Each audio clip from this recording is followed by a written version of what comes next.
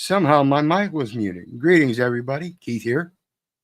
Hoping everybody's having a good day, enjoying life, living life, loving life. Want to remind everybody, hit that like, share, and subscribe button. There's a PayPal link down there for anybody who wants to share some love. Every little bit is appreciated. And of course, the StreamYard link is there for anybody who wants to join the panel. We're going to go on with the authority to say what you want. The tradition of teaching our children the insanity that we grow up in to raise more Karens and Kens. So we're going to take a look at some of this. And the first one we got is from the Hodge twins. So let's check them out. Insane standoff. Mom calls police on 7 and 9-year-old sons armed with a handgun. Yeah, got a new show for y'all. Got a damn good show. All right, so these two kids has got a gun. So the parents, instead of going up to the kids and getting the guns from them, they call the cops. Man, these got to be the worst parents. First of all, they shouldn't have access to the guns.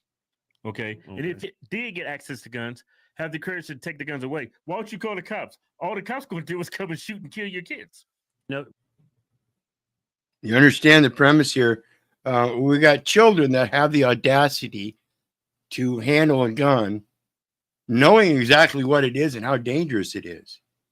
Watch this video. These kids, these little boys understand how dangerous this gun is.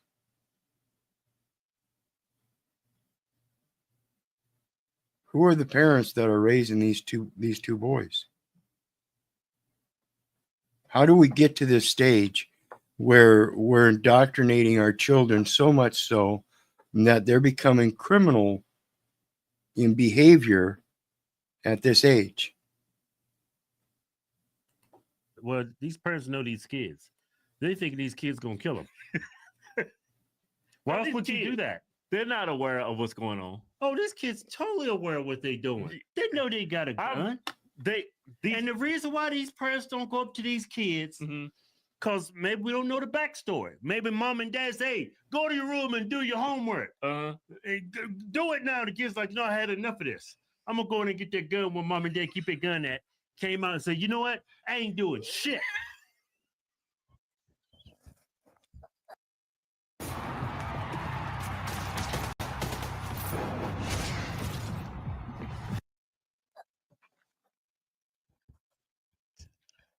How you know that? That's crazy. How you know that didn't happen?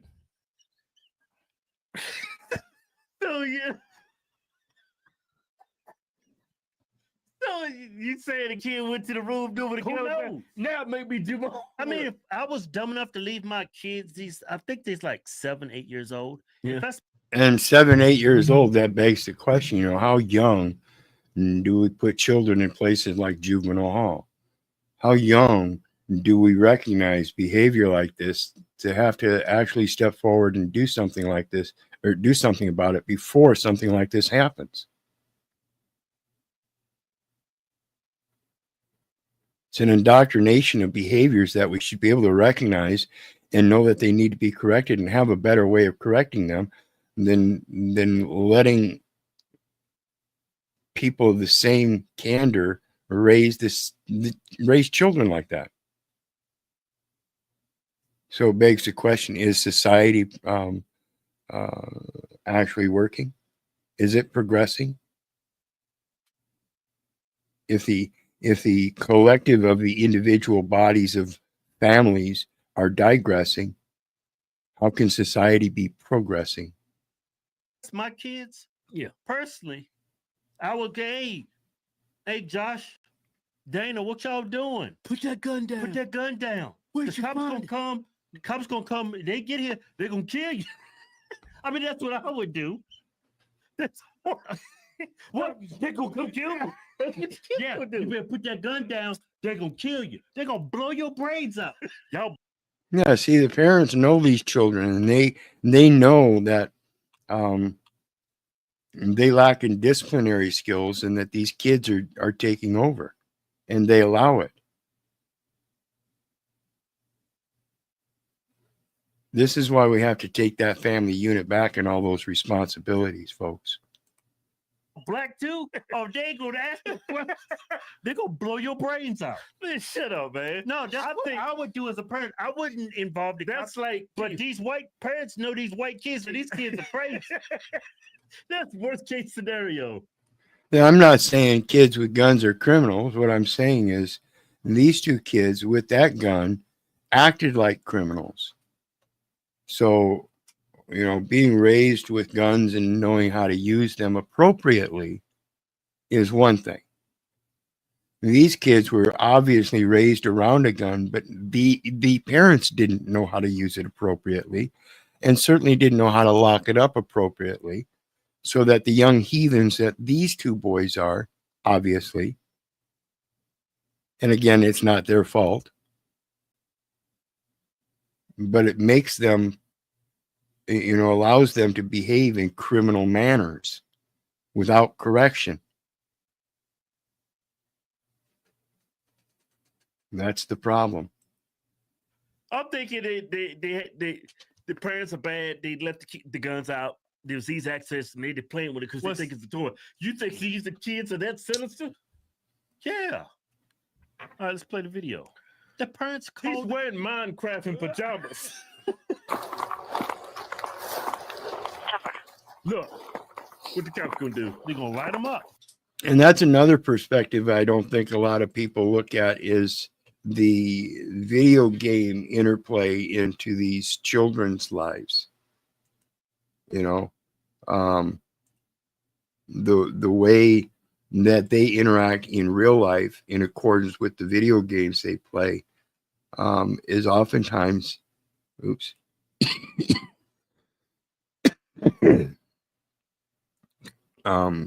conducive to how they behave in real life. They're gonna get this. Wait a minute, we got white kids here. All right, let's call in and negotiate. Man, come on, man. They already got the guns drawn. These are kids. Kevin, it's a gun. It doesn't matter. I ain't shooting no kid, man. Oh, okay. You ain't shooting no kid. That kid starts shooting at you. You gonna stop it. What are you doing? You're gonna kill me. Boom. That kid can kill you. And it's, you know, no matter how much these two are laughing about it, it is a serious issue. You know, two little boys with this very deadly, lethal weapon and using it in a manner as if though they know how to use it. And that is a very dangerous situation because they are young enough. They don't even understand the consequences, I don't think. Particularly if they're considering them as a video game where you can just turn it off and on and just wake up to a new session the next day. Just like a rolling dope. No, man, I ain't busting no capital kid, man. It like I say, it interplays with the mentality in such a large part that I don't think a lot of these kids understand the reality of the consequences because they haven't really faced them yet in the real world. But in doing so in these video game worlds, it makes it seem like there's no consequences. So it changes that mentality, I think, in my opinion. Hey, pause it. Why don't you sit in the bomb squad? You know that little robot that goes up to you? Hey, put that gun down. Put that gun down. Yeah. You know, a robot or something. Yeah. You know what I would do? Well, I'd throw some flashbangs at him.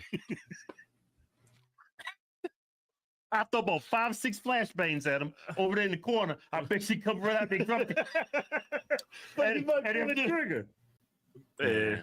It's actually a sensible idea if the kids were a little bit older and had a little more sense about them. But in these young boys like that, the fear and everything, goodness gracious, if it caused one to shoot that gun and kill the other or even himself. So again, it's a tense situation, very dangerous. Because nobody really knows the mentality. Where are the instances of where you have 7, 8-year-old little boys running around with a gun, threatening, you know, not going to give it back, and You got to call the police on them. But I assure you, it's going to become more and more prevalent if we don't start coming up with solutions.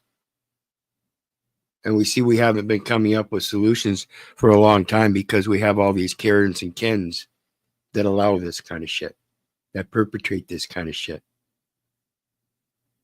The insanity of people thinking they're special and they don't have to live by some kind of societal norm.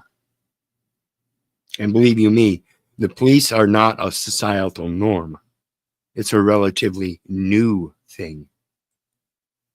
Crazy. That's probably the reason come cops. It's crazy. It is going to be He's got it in his hand. Look at this kid. Black over white. That is nuts. He gonna shoot his kid's foot off. Hey, girls, can you guys drop that? You can sell physical products on Amazon and compete with thousands of other people selling products. Man, look how big. Yeah, and that's what I say. Look at he knows how to fire it and everything, but he doesn't know any safety about it. So even in this situation, before they throw a flashbang or anything, there's still the danger he might shoot this other kid. Look, he's pointing it right at his foot. This kid's feeding is compared to his body. The kid's name is Carlos. Hey, Carlos, can you drop that? Did you hear him? Hey, Carlos, can you drop that? Go back about 10 seconds. Oh, look at Black over white. Watch. Come on, guys. And he's refusing Hey, to drop girls, it. can you guys drop that? Come talk to me. Just go ahead and drop that. Put it down, babe. Go ahead and put it down for me, okay? You're not in trouble, but you got to drop that and come talk to us, all right? If there's a That is magazine nuts. inside the It'll magazine blow well, his hand off. Put it but down, baby. they're playing with the gun back and forth. You So know one in what? the blue is trying to Yeah, you're not in trouble yet. Yeah, you are.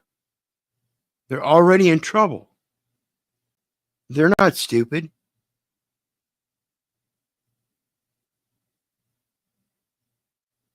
Yet you insist on lying to them. In my situation, that's one of my pet peeves is people lying to me. And like I've said, it's those that are closest to you that tend to lie to you. Need to stop it. take it from the one in These kids saw those cops pull up, and they got their guns drawn. They probably scared to death. That's why they hiding. Think about it. You see a bunch of cops show up with their guns drawn, looking for somebody with a gun. When a bunch of cops show up and I'm holding the gun, what am I doing? I'm dropping the gun. I'm coming out with my hands up. Yeah, but they're scared. The young kids, they don't know how to come on handle this situation. That's why they hiding right now. They white. They know better. Put it down, They baby. act like Put decent it black down, people. babe. You're okay. Put it down, and okay? now the kid in the blue and green Mom has a cried. I firearm. need you to put it down, baby. See? They're trying to hide from the cops. Let's not do that, boy. Hey, buddy. Let's Because not do that. Thank you. Hey, buddy, how's it going? Can you put the gun down for me? These little black kids. Hey, mother. And notice it's both boys involved with this because now the gun has been handed off to the other boy. And look how he's holding it behind his back. Again, watch, they have no gun safety, but they know its power. And that power transfers to them if they're holding it. But they have no concept of the real consequences. Put the gun down, I'll blow your head off.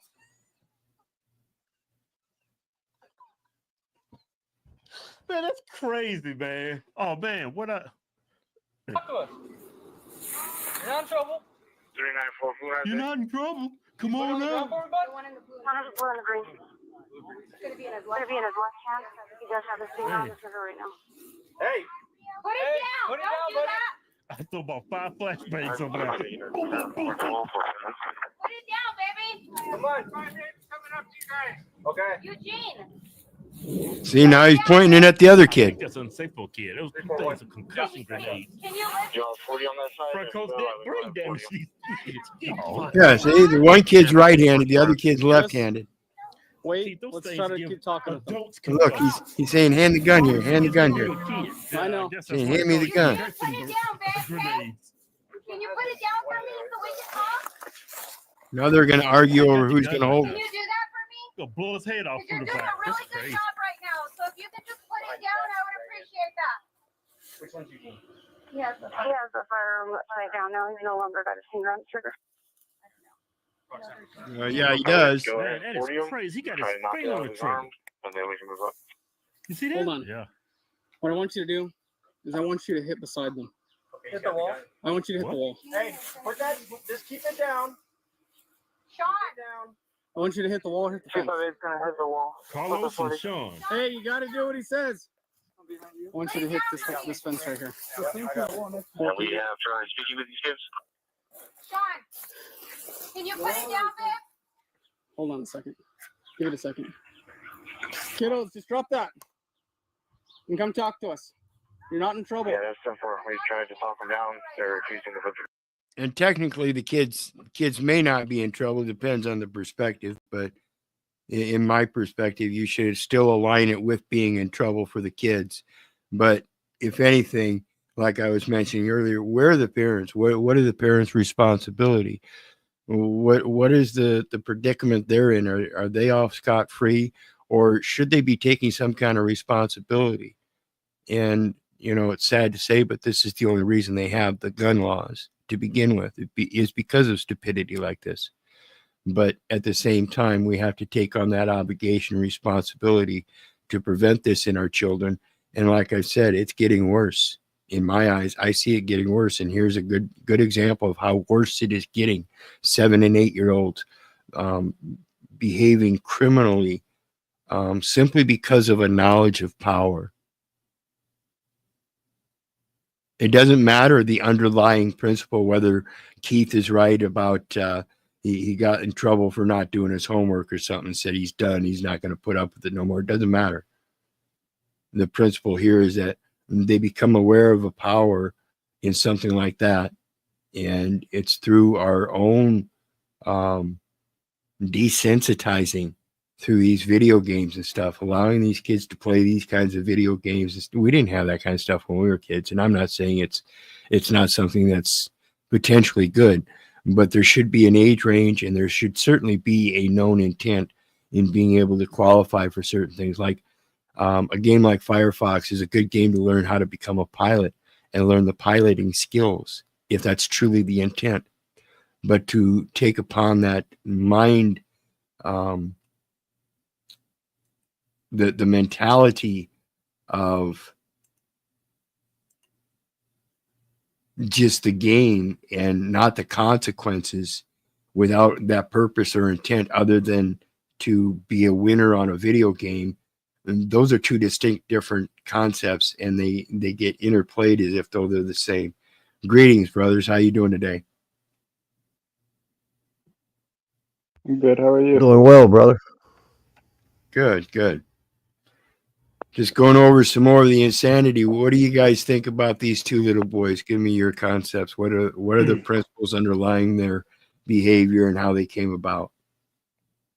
I think the little boys probably shouldn't be at fault at all. It's 100% the parents' fault. It's 100% their fault for either leaving the gun where the children can get to it, or not teaching them how dangerous guns are, or maybe a lack of discipline on the children, or where they think shit like this is okay or something. But yeah, it's certainly a failure of the parents only. I would say these are just little children.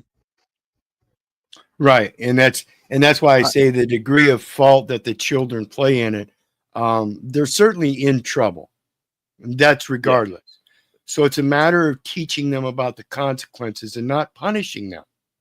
The parents are long past the stage that they should have known better and should have had consequences.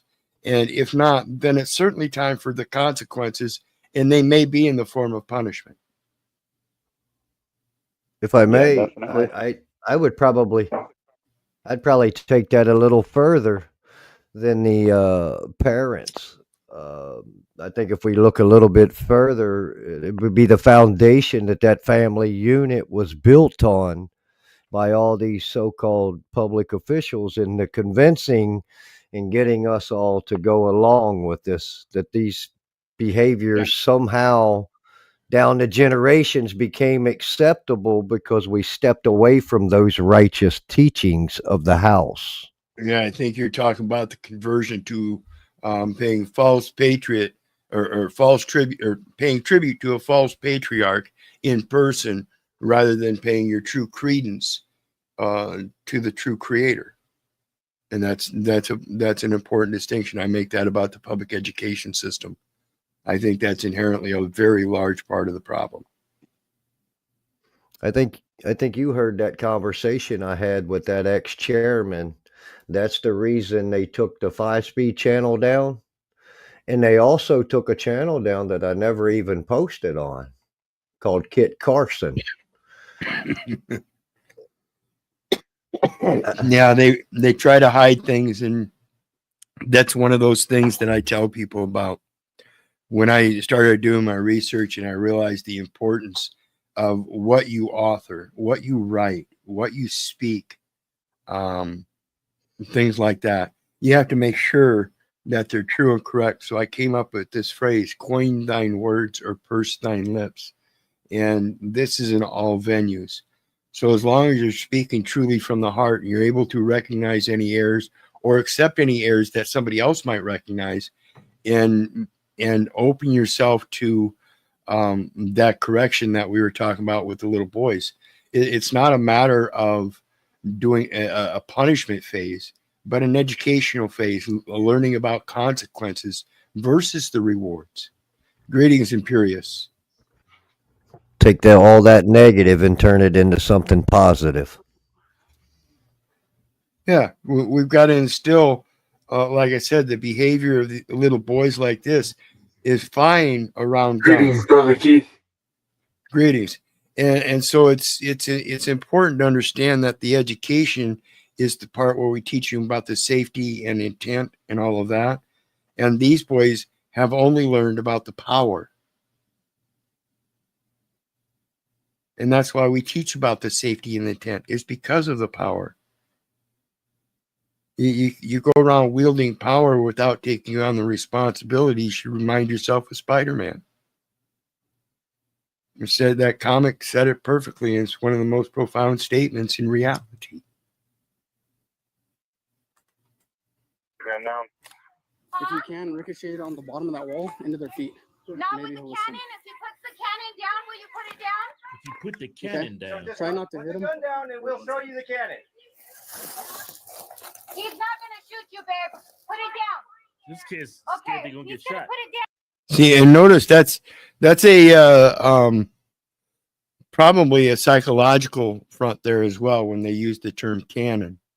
Okay, this kid's got a little handgun, and these kids aren't stupid, so they know the difference between a gun and a cannon.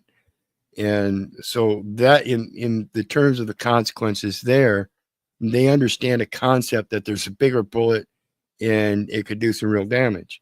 But still, watch what the boys do. They really don't care so much about seeing that cannon. They've got a deadly weapon of their own, and they know it holds that power. Down now. He's facing The it down. Now survival you put the instincts. gun down. Okay? Come on, Sean. Let's listen, okay, babe? We don't want to hurt you, honey. Can you put it on the floor? It's still going to be right by you, but if you put it down on the floor, then he can keep his cannon down. But put it on the floor. Ready and 40. Just wait. Stand by. The sooner you put that down, the sooner we can take you home. We can go see your mom. Sean, this isn't a game no more. We're not playing a game right now. Take you to This see is your serious. mom. I think you might be in somebody else's house or something. Maybe it's I not need you to mama. put that Yeah. down. We want to help you, Sean. You tell me what you need after you put it down, and I'll make sure that we get you some whatever you need, okay? Okay, so maybe they just took the gun from home. So walking around pointing it at people. Is he flipping off his little brother? No, he's pointing his finger. We're just gonna wait for a second. Can you do Just hold that on. for me? Yeah, they're probably not at home, Kevin. Well, your Say mom this will gave me take your you- names Is that backwards a toy then. gun or real? Oh, yeah, go back. Did you hear what Alright, it said? then Eugene. She said your mom told me. Go back. Well, your mom gave Like me your 10 names seconds.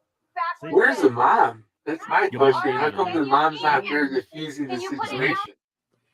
Yeah, that's part of the problem that I bring up is, it's the responsibility of the parents first and foremost. This is part of setting thine house in order that the scriptures talk about, raising a child up in the ways of the Lord so they shall not waver. And a child wavering this far, and like I said, behaving in a criminal fashion, where does he learn that behavior versus the, that good faith behavior? That safety and intent that we were talking about earlier. These boys have no idea of the concept of the consequences in reality. That's why I point out about this metaverse. You really have to be careful about this metaverse. It's a matter of realizing its falseness. Even the true stories that people tell you, there's truth in them, but there's a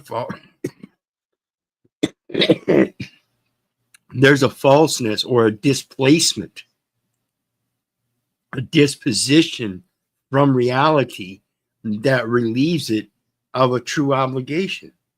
So people can come on here and say whatever the fuck they want in most reality, minus the terms of service, and not have any consequences. That's why I say I wear this thing. In real life, nobody says a word about it. The only place they say anything about it is on this metaverse. And they're willing to open their mouth quick and say all kinds of shit because there's no consequences.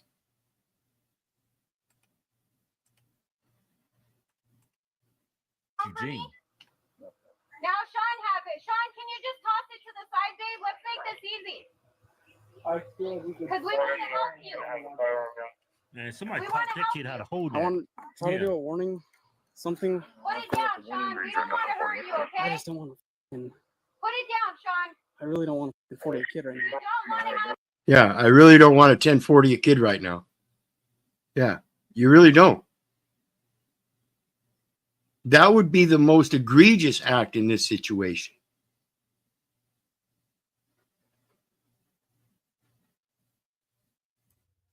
Is that even a real gun? The way he turned it there, it almost didn't look like it was real. I know, and it's the way things are nowadays. In order to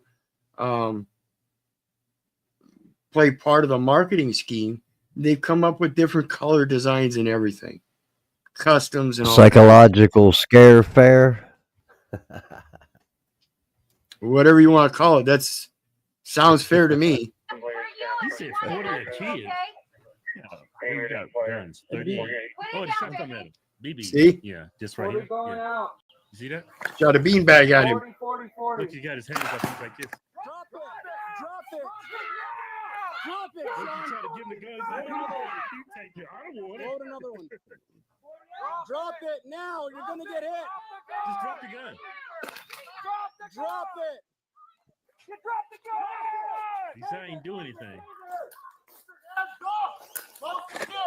See, and part of it is, again, with this it is a psychological warfare. Okay, and this beanbag down here that they shot from that quote cannon came at him, and it didn't do him any damage. So psychologically, they've already won in part of this, just like they've been winning all the way through. They haven't given in. That's what most people cling to and call it winning, is clinging on to shit. You know, you have black people act like this, and they be grown adults. They act the exact same way. Yeah, so this is probably not even at the parent's house. I didn't have the gun. I didn't have the gun. Yeah, you did. You both shared it back and forth multiple times. Okay. So there's that behavior that they knew what they were doing. So there's got to be some kind of consequences. Okay.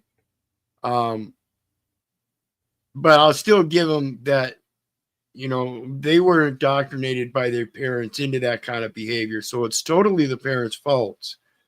But just like, again, the scripture says we pay for our father's sins. This is one of those type of situations. Go ahead. Hey Keith, how would you adjudicate this? And by Yeah, I was adjudication, just I laughing mean at the the liability have the gun. from the We're child passing it around is like hot on the parent. potato. Oh yeah, well, it would depend upon the parents and the total situation there. But from what I understand, they were 7, 8 years old and they had access to a gun. That's the first and priority thing to find out. How the hell did these guys get access to a gun? Because my question is, how come the parents aren't here? The parents technically should know best their child and how to diffuse a situation, as in diffusing a situation, know what their child's needs are. Well, Is that I probably would have done a trade, right? well, Children always like well, things, and no, hey, I'll give you some candy. you don't understand. The thing is, they don't care about their children. That's what That's I'm why getting they at.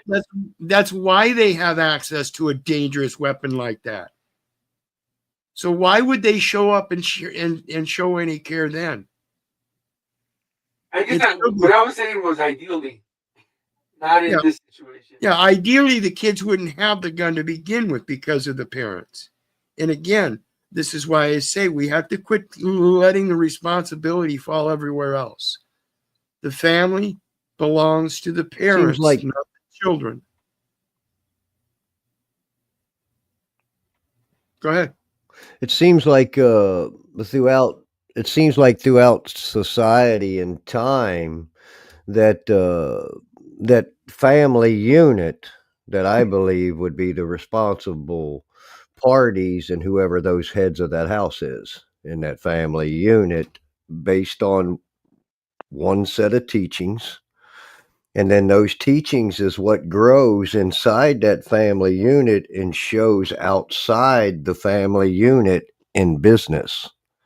And it seems that the growth has been in man's, say, interpretation or ego of the way things should be instead of what was already laid down, ordained, and established. So Yeah. there's That been throughout time always a bending of the rules as if that is now been adopted. It's okay to do harm as long as Cutting off, brother. this words. you broke up there. You broke up there at the last end. This what?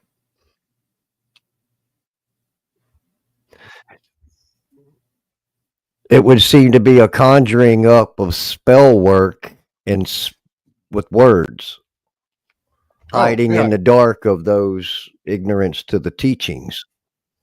Along that sense, I would agree with that It would because as we find the English language and its artistic ways, it is used to manipulate people. Very much so. mhm. Greetings, And we go back to like I saw a clip from like in the 70s where it said like Kentuckians in a certain part had to be reminded to hug their children and tell them they love them.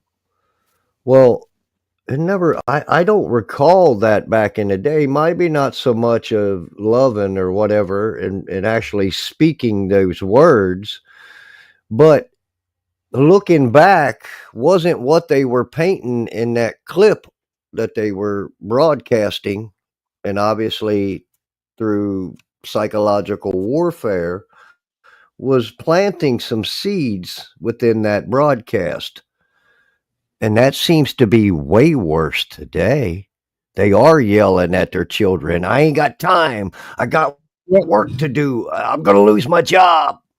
Well, that goes right along with the topic as the authority to say what you want, whether you realize it or not. People, these boys have something to say, and they were trying to say it.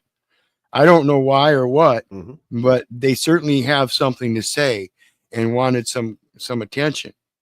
And I think it's important that we learn a better way of expressing ourselves. Like Brother Russ just said, it's a spell of illness. you know. So let's get on to the next one. We got a bunch of shorts we're going to go through now. Giuseppe Colombano Rossetti. My friends call me Jip. How do I address you? You doing it? You really need all these guns? Now, if you put yours down first.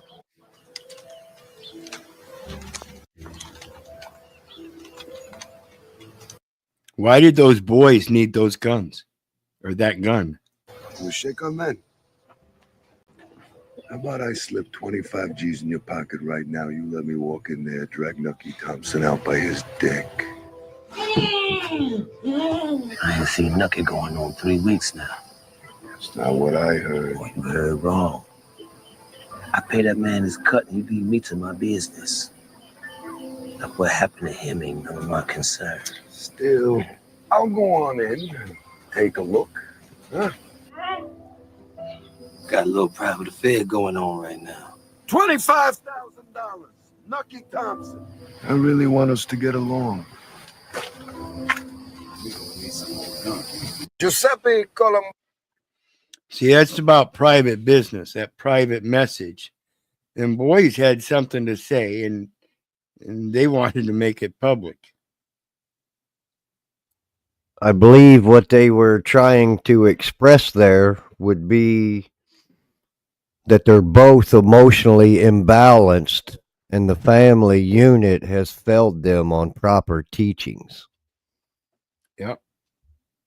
Notice how quick all that happens when reality hits and says, okay, guns down. None of us wants any. And then it came to the real contract. See, that's that private contracting. The guy already has a contract with the guy inside. He's got private affairs going on. Stay out of my private contract. Let me finish business first. You ain't got no right coming in. The same with the police. Same with the police, folks. I got a covenant going on with my Father in heaven. You going to come into this temple? You better have a righteous goddamn fucking reason for it. Otherwise, you don't come in that threshold.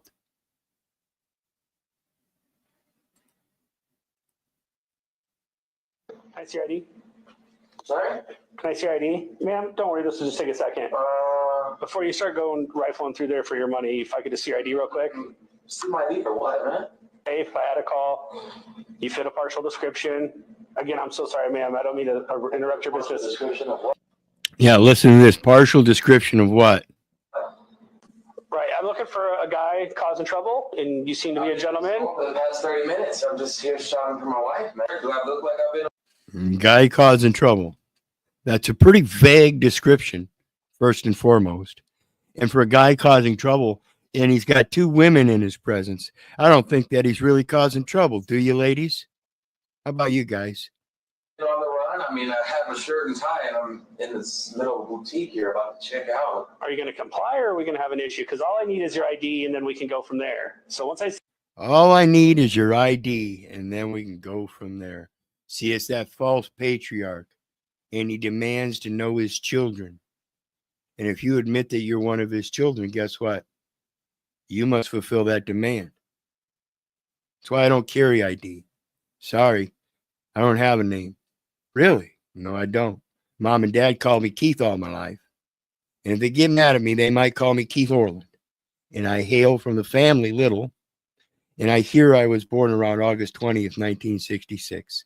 Now, if they want to write that stuff down in the English language according to their legal script and twist it and flop it and call it a first and last name that I never gave them, and I told them I didn't have, and then put down a birth date that I never gave them because I never told them I was birthed. I told them I hear I was born. So it would be hearsay, which is what the name is too. So if they want to go ahead and make a conscription on that based on hearsay, that's why they don't like me in courts. I comprehend the English language for how they use it now, and it don't apply. See your ID, we could go from there, and then I can let you pay for No, you're not going to get my ID, and no, I'm not going to comply. I know my rights, and this is definitely against the law, so no. Okay. Finish paying for my wife's blouses here, and I'm gonna exit the store. Well, I'll be the one to decide what happened. I need to make sure you're not someone that. I'll be the one to decide what happened. No, you don't. See, this is the police officers playing that judge, jury, and executioner on the spot, knowing they don't have that authority, but posing as that authority and saying, no, you got to because I said so. So that would mean that the courts would be dependent upon their word. In all cases. Suppose that's why they're 95% win rates, because they twist the words to make it sound like the officer is the one telling the truth. Even if he didn't have probable cause, he still assaulted the officer after the officer tried to arrest him. Come on now. It's a threat. The officer's trying to be the Duke. Yep. Feudal system. Sir, yes. Oh, I'm an attorney. My bad. Okay, whatever. Yes. So then you should know. You're attempting to break the law, and you're doing it right in front of this young lady right here, which is atrocious to me. I'm not going to show you my ID. Okay, because you're a lawyer or something, and you know the law now. I am an attorney. You're going to explain to me the law. Yes. Yes. Yes. That's how it goes. They're learned in the law. You're not. Where do No, these I'm not people... going to. Where He's not going to explain the law. He's going to lay the law down. Well, where do these people think they get that authority? I mean, they clearly have not studied the law. Clearly. Whereas this is a federal attorney. And he looks like he's kind of successful. He speaks like he's kind of successful. This is pathetic. And we're going to hear one later on with an officer talking about how we're supposed to respect them. Really? Okay, That's well, what then we you call should know I am the law at attributes, this- isn't it? The way he handles himself in the form, that's an attribute. Attribute. Yeah. And it shapes and forms a young child into a young man or into a young woman, vice versa. Yeah. Price, and you can't just walk up on me and ask for my ID. I know that. This isn't a law book. That's If it is not, then I'm asking you to please leave my boutique. You can go harass someone outside, but this gentleman has been shopping for 30 minutes. I'm not here to harass Yes or anybody. no? Thank you. Yes or no? You're lucky that she's going to protect you in this. You're lucky she's going to protect you in this. You understand what happened there was two witnesses just came forth. Said, listen, buddy, you got to stop running your fucking mouth. Quit crying wolf. They just flipped the table on him. Yeah. And the right response would have been to admit that he was wrong and apologize, but instead he said, you're lucky, almost to threaten him. Absolutely. Correct. He should have never been able to leave. Right. It's a continuation for a tactic of manipulating him in the future if he sees him again. So the only thing it's really doing is helping manipulate the guy that's a lawyer be prepared when he does come across him again, and probably be preemptive and file a claim and have him fired. You know, I wanted to point out that if anyone's lucky in this situation, it's the cop, and it's specifically because of that woman, because this man being a lawyer knows better than anybody that him being a man doesn't qualify as reasonable, articulable suspicion of a crime, and he's not required to identify himself if there isn't reasonable, articulable suspicion of a crime. So it's right off the bat. If it began with a request for an identification and there's no reasonable, articulable suspicion of a crime, then the case is going to get thrown out. Well, yeah, that's why I say it was so ambiguous how he addressed him. You know, when we talk about addressing people, you know, yeah, I'm looking for a man that's causing trouble. Well, first of all, I'm a man, I'll admit, but causing trouble? No, you got that one wrong. And he insisted that he was right, that there was trouble. He knew there was trouble, and he was trying to imply it was this man. Why? I don't know, and I don't care. It just shows that his impotence in really knowing any kind of law and just trying to force his authority are obvious. Just horse. I'll be outside. Hi, CID. I'll be outside. See, like I was saying, it's like a forewarning tactic that when he sees him in the future. So you're lucky she's sticking up for you. I'll be outside. Wonder if that officer's aware of justifiable homicide is still not a crime. Be easy with them words. Yeah, yeah. So the next one, let's check this out. She drowns in skin. All her eggs are scrambled and her cooter's big. She shares the deeds on her own fans where she feels so elite. Don't send down wind when she spreads her legs, so don't send down wind. So be careful of those crazy hoes out there, ladies and gentlemen. You got to be careful. If you're going to grow up and be big boys and girls, raise your children up to do the same thing.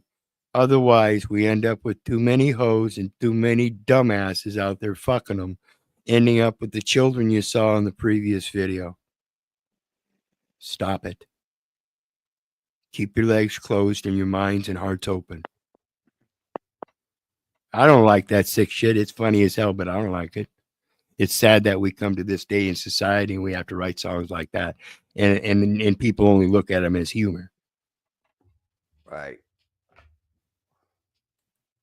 Where are you coming from? Alexandria. Just got off work on my way to my daughter's graduation. Alexandria? Yeah. High school graduation? Yeah. And here we have a man that's a hardworking man, has a good family, and doing what's right. And some cocksucker on the side of the road tearing his family up over bullshit charges. This is the epitome of why I don't trust cops, and I don't like them one bit. I've never met one that was honest and true. Not one. Are you taking any prescription medications? Any illegal controlled substance uses No. that we use? How about alcohol? No. Okay, so I'm a drug recognition evaluator, and there's a couple concerning things. Okay. I'm a drug recognition evaluator, and there's a couple of concerning things. Excuse me, I'd like to see your medical license then, because drugs has to do with medicine and such. And you have no degree if you don't have a medical license. And even if you did, you would then understand the consent issue here. You ain't getting shit. Go ahead, Russ. I was just going to say, ma'am, with those attributes that you have, you don't seem to have certain form to have any authority. Who gave you that license? Exactly. That's what I'm saying. It's not a medical license. It's just a degree that said you went through a course to be a drug recognition agent. Really? I don't care. It doesn't give you any special particulars concerning to me. You know, that practices, those practices while you're a child, you know, that's fine. But once you grow up, you got to give up those practices and start perfecting something. Absolutely. That's why we need to understand the importance of diversity. Diversity isn't just in the different people, but the variations and the creations that we can come up with. You know, there was a stringed instrument one time, and somebody created another kind of stringed instrument, and a drum and another kind of drum, and this and that. You know, it goes beyond to comprehension that we now have some crazy guitar out there with 12 fucking strings. They sound absolutely beautiful too. Doesn't it sound like a harp? Come on. So I had one. I'm going to run you through a few tests. Okay. Toes touching, arms by your side.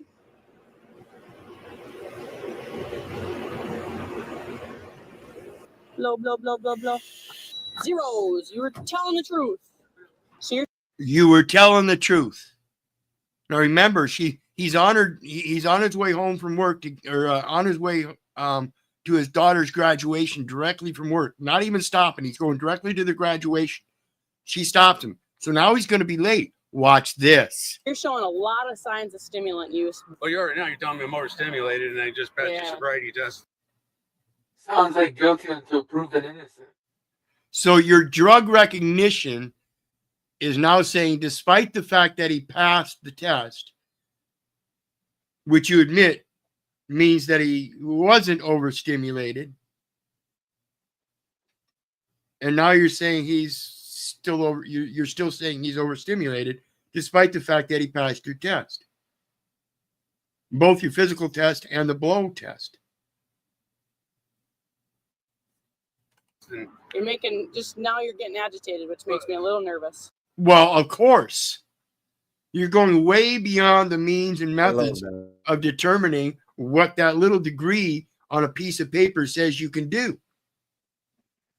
See, that's why I tell him, no way, you ain't doing shit for me. I have to go in for a BCA drug test, which I don't get the results for today. Why do you think I'm overstimulated? I don't understand. Which I don't get the results of for today. So what she's doing is she's arresting without reasonable articulated suspicion. You guys understand that? She's going on her own presumption and assumption based on a piece of paper and has already found no drugs, no physical deterrent, no mental deterrent. Now he's going to jail, going to miss the graduation and everything. I think when situations like this happen, those people, so in this case, that chick should be brought in to the next meeting and stripped right there in front of the whole community, family members and all. And I don't mean, hey, take off the badge. I mean, strip that son of a bitch off of them and degrade them motherfuckers in front of everybody so they know how it feels. Absolutely. And we have to improve this system of this Brady notice. You know, But we have to. It seems like the lawyers and Internal Revenue, in a sense, are gatekeepers to that happening. Well, yeah, we all know this.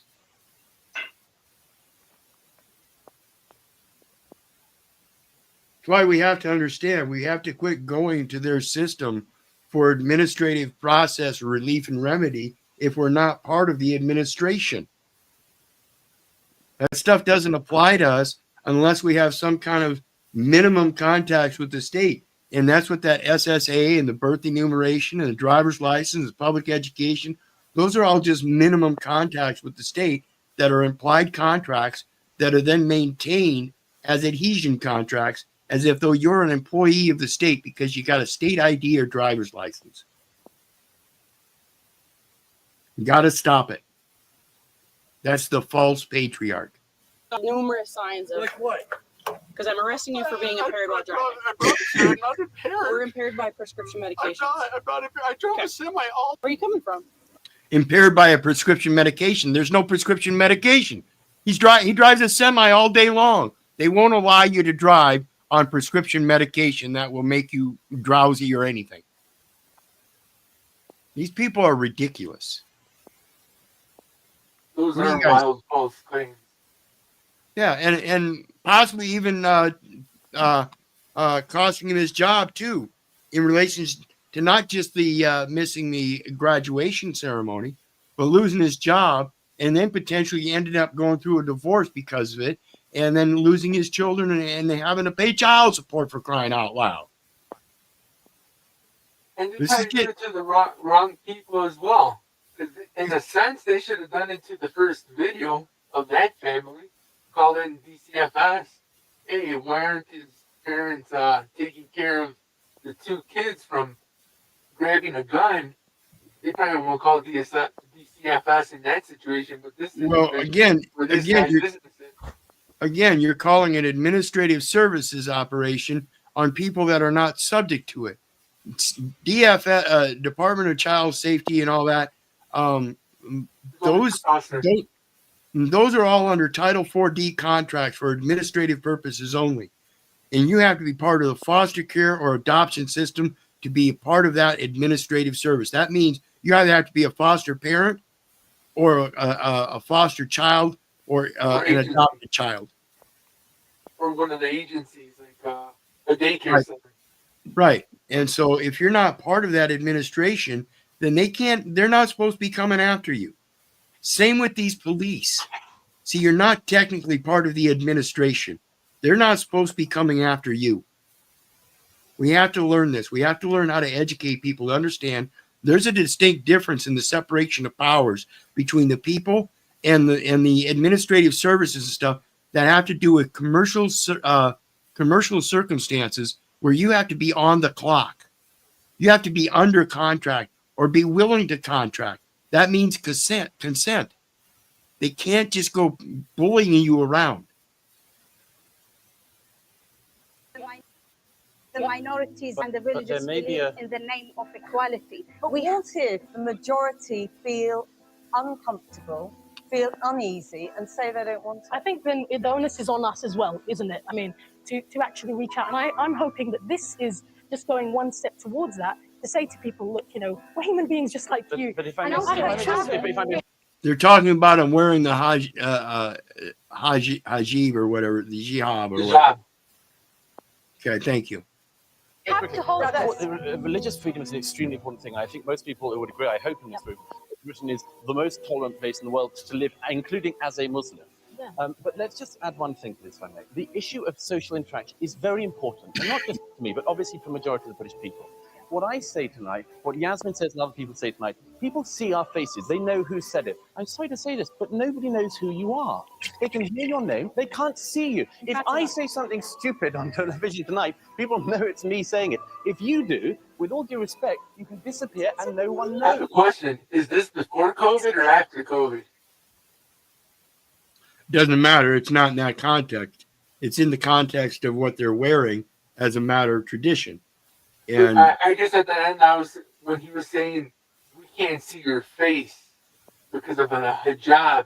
So my context was COVID, right? Everyone had a face covering, yet we're not complaining in that manner. right, what we're talking about here is the social concept of wearing such garment and then having to interplay with a foreign society that is not comfortable with you hiding your face because everybody in that society is open. That's why interesting acronym as well. I got to jump off of here. I'll talk to you guys later. Nice chatting with you. You bet. Feel free to say anything. Anything on your way out? No, I don't have anything to say. It was nice chatting with you though, and I'll be looking for you to go live again. Thank you kindly. Be blessed and be sure to share out. Thanks for stopping up. All right. Yep. Take care. You bet. So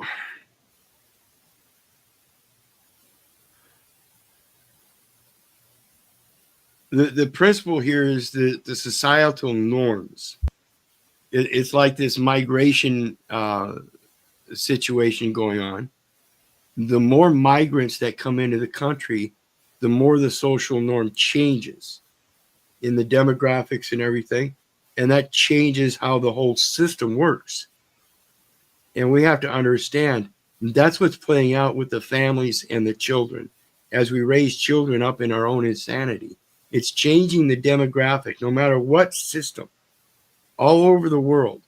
Even the immigrants bringing in their insanity to match our insanity is changing the demographics of the insanity total. We are seeing more and more of it. It's getting into our younger and younger children. And I'd like to add on to that. I think the changing of the social norm just isn't a migrant of the physical capacity, but a migration of the social meta capacity, where social media and the meta world has been influencing the population in a negative perspective. Oh, absolutely. Well, it's been controlling the narrative.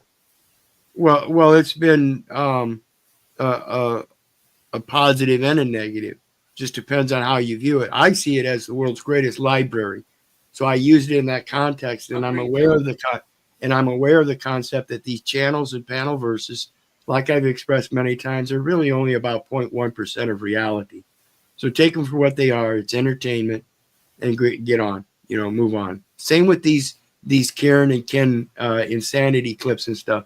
If you end up watching a lot of these, understand it's 0.1% of reality here. And though it's disturbing, and you do see it in reality, and it is getting bad, the potential here is to not get caught up in it and realize what you can do about it in your own sense by not being insane, by not carrying out with these same behaviors, by doing your education. Don't believe me. Don't believe the neighbor. Don't believe the government. For crying out loud, don't believe your mother. Do your research so you know. A 12-year-old got her first experience with the police when a neighbor called on her for playing her guitar during the day. Your tongue all tangled up, Paisley. I was sitting, I'm kind of mad. Somebody called the police on me, and turns out it was my fellow neighbor across the street. And yeah, they called the police on me for just sitting here singing my little heart out. And you know what the police officer says? I got her card, just in case they try to call the police again. And you know what she says? She goes, honey, you don't have to stop singing until 10 o'clock. And I'm like, okay. That's the noise ordinance. That's the noise ordinance. Our neighbor. That could have just walked over here. See, and this is the epitome of what we're talking about. Now we've got this beautiful little gal that obviously has a talent and wants to expand that talent and share it with the neighborhood at the same time, believing that it's enjoyable. And I'm sure it is. But one neighbor from hell, one old biddy somehow,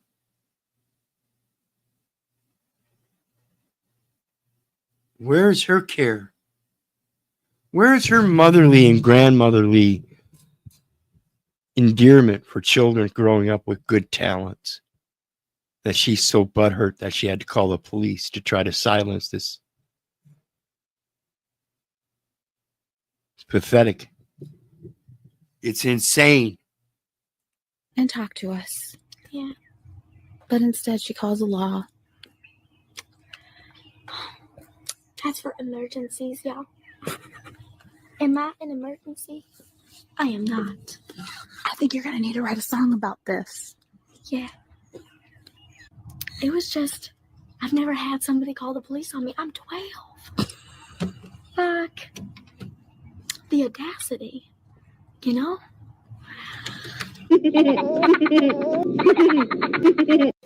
Absolutely, the audacity. The audacity to try to strangle the very talents that we're supposed to be inscribed with and go forth and share. It's amazing. Dumber than a third grader? Watch as Charlie Kirk dismantles this college kid's absurd argument and exposes his complete ignorance. Flag, you're here for your brainwash tour, and then you chose to put your, I believe this is a manifesto before the Constitution. I was just going to ask if you see the irony in your own propaganda in the Constitution on your brainwash tour. Well, no. So do you know who that audience is for? For people who can't read it. Yeah, that's a Constitution for third graders. Yeah. Why are you handing it out to college students? Watch this. This is great. Because remember, I've spoken several times about how disdainful it is that we have young children, our younger ladies and gentlemen walking out of high school, thinking that they know it all. They know enough to go the rest of their life and not have another ounce of education, and therefore they don't pick up another book. Well, because the constitutional literacy of college students is the constitutional literacy of third graders. I think that's false equivalency. Well, hold on. Let's. I think that's a false equivalency, is what he says. So watch this. Let's test your knowledge. Don't open it up. What is the 10th Amendment? Okay, let's get easier. What's the Fourth Amendment? Isn't that the No Quartering Act? No, that's the Third. No Recording Act. Notice he said it in the negative. No Recording Act. This is great, folks. These are the ones going to college now. This is America. It was supposedly great at one time, but this is evidence that Donald Trump is correct. We need to make America great again. The only way we can do that is by making the people great again. Amendment. When was the Bill of Rights ratified? 1789. 1791. I just want to ask. No, but he's failed so far. From a third grade Constitution.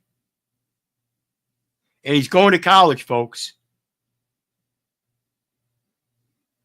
And he's questioning Charlie Kirk about his construction of the publishing of that as part of his tour. I'm just saying, you came here guns a-blazing. Yeah. You do not know more than a third grader about the U.S. Constitution. Dumber than a third grader? Absolutely. And that's important to understand, folks. This is where we're at. We have people that don't understand the very foundation of what this country stands on, and that's the Constitution.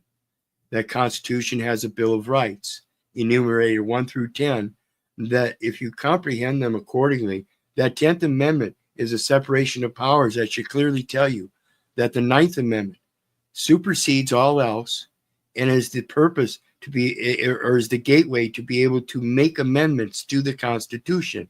One of which I firmly believe is changing the language of the 10th Amendment so people comprehend it much more relatively to themselves as we the people.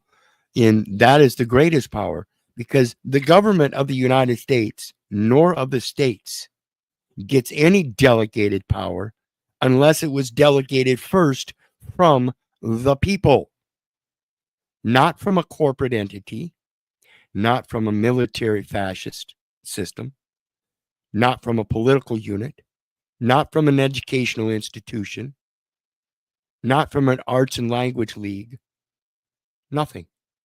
They get it from the people only.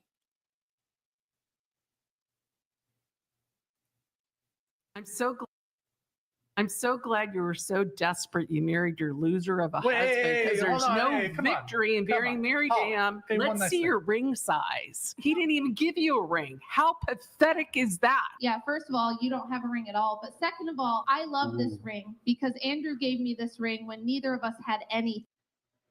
When neither of us had anything.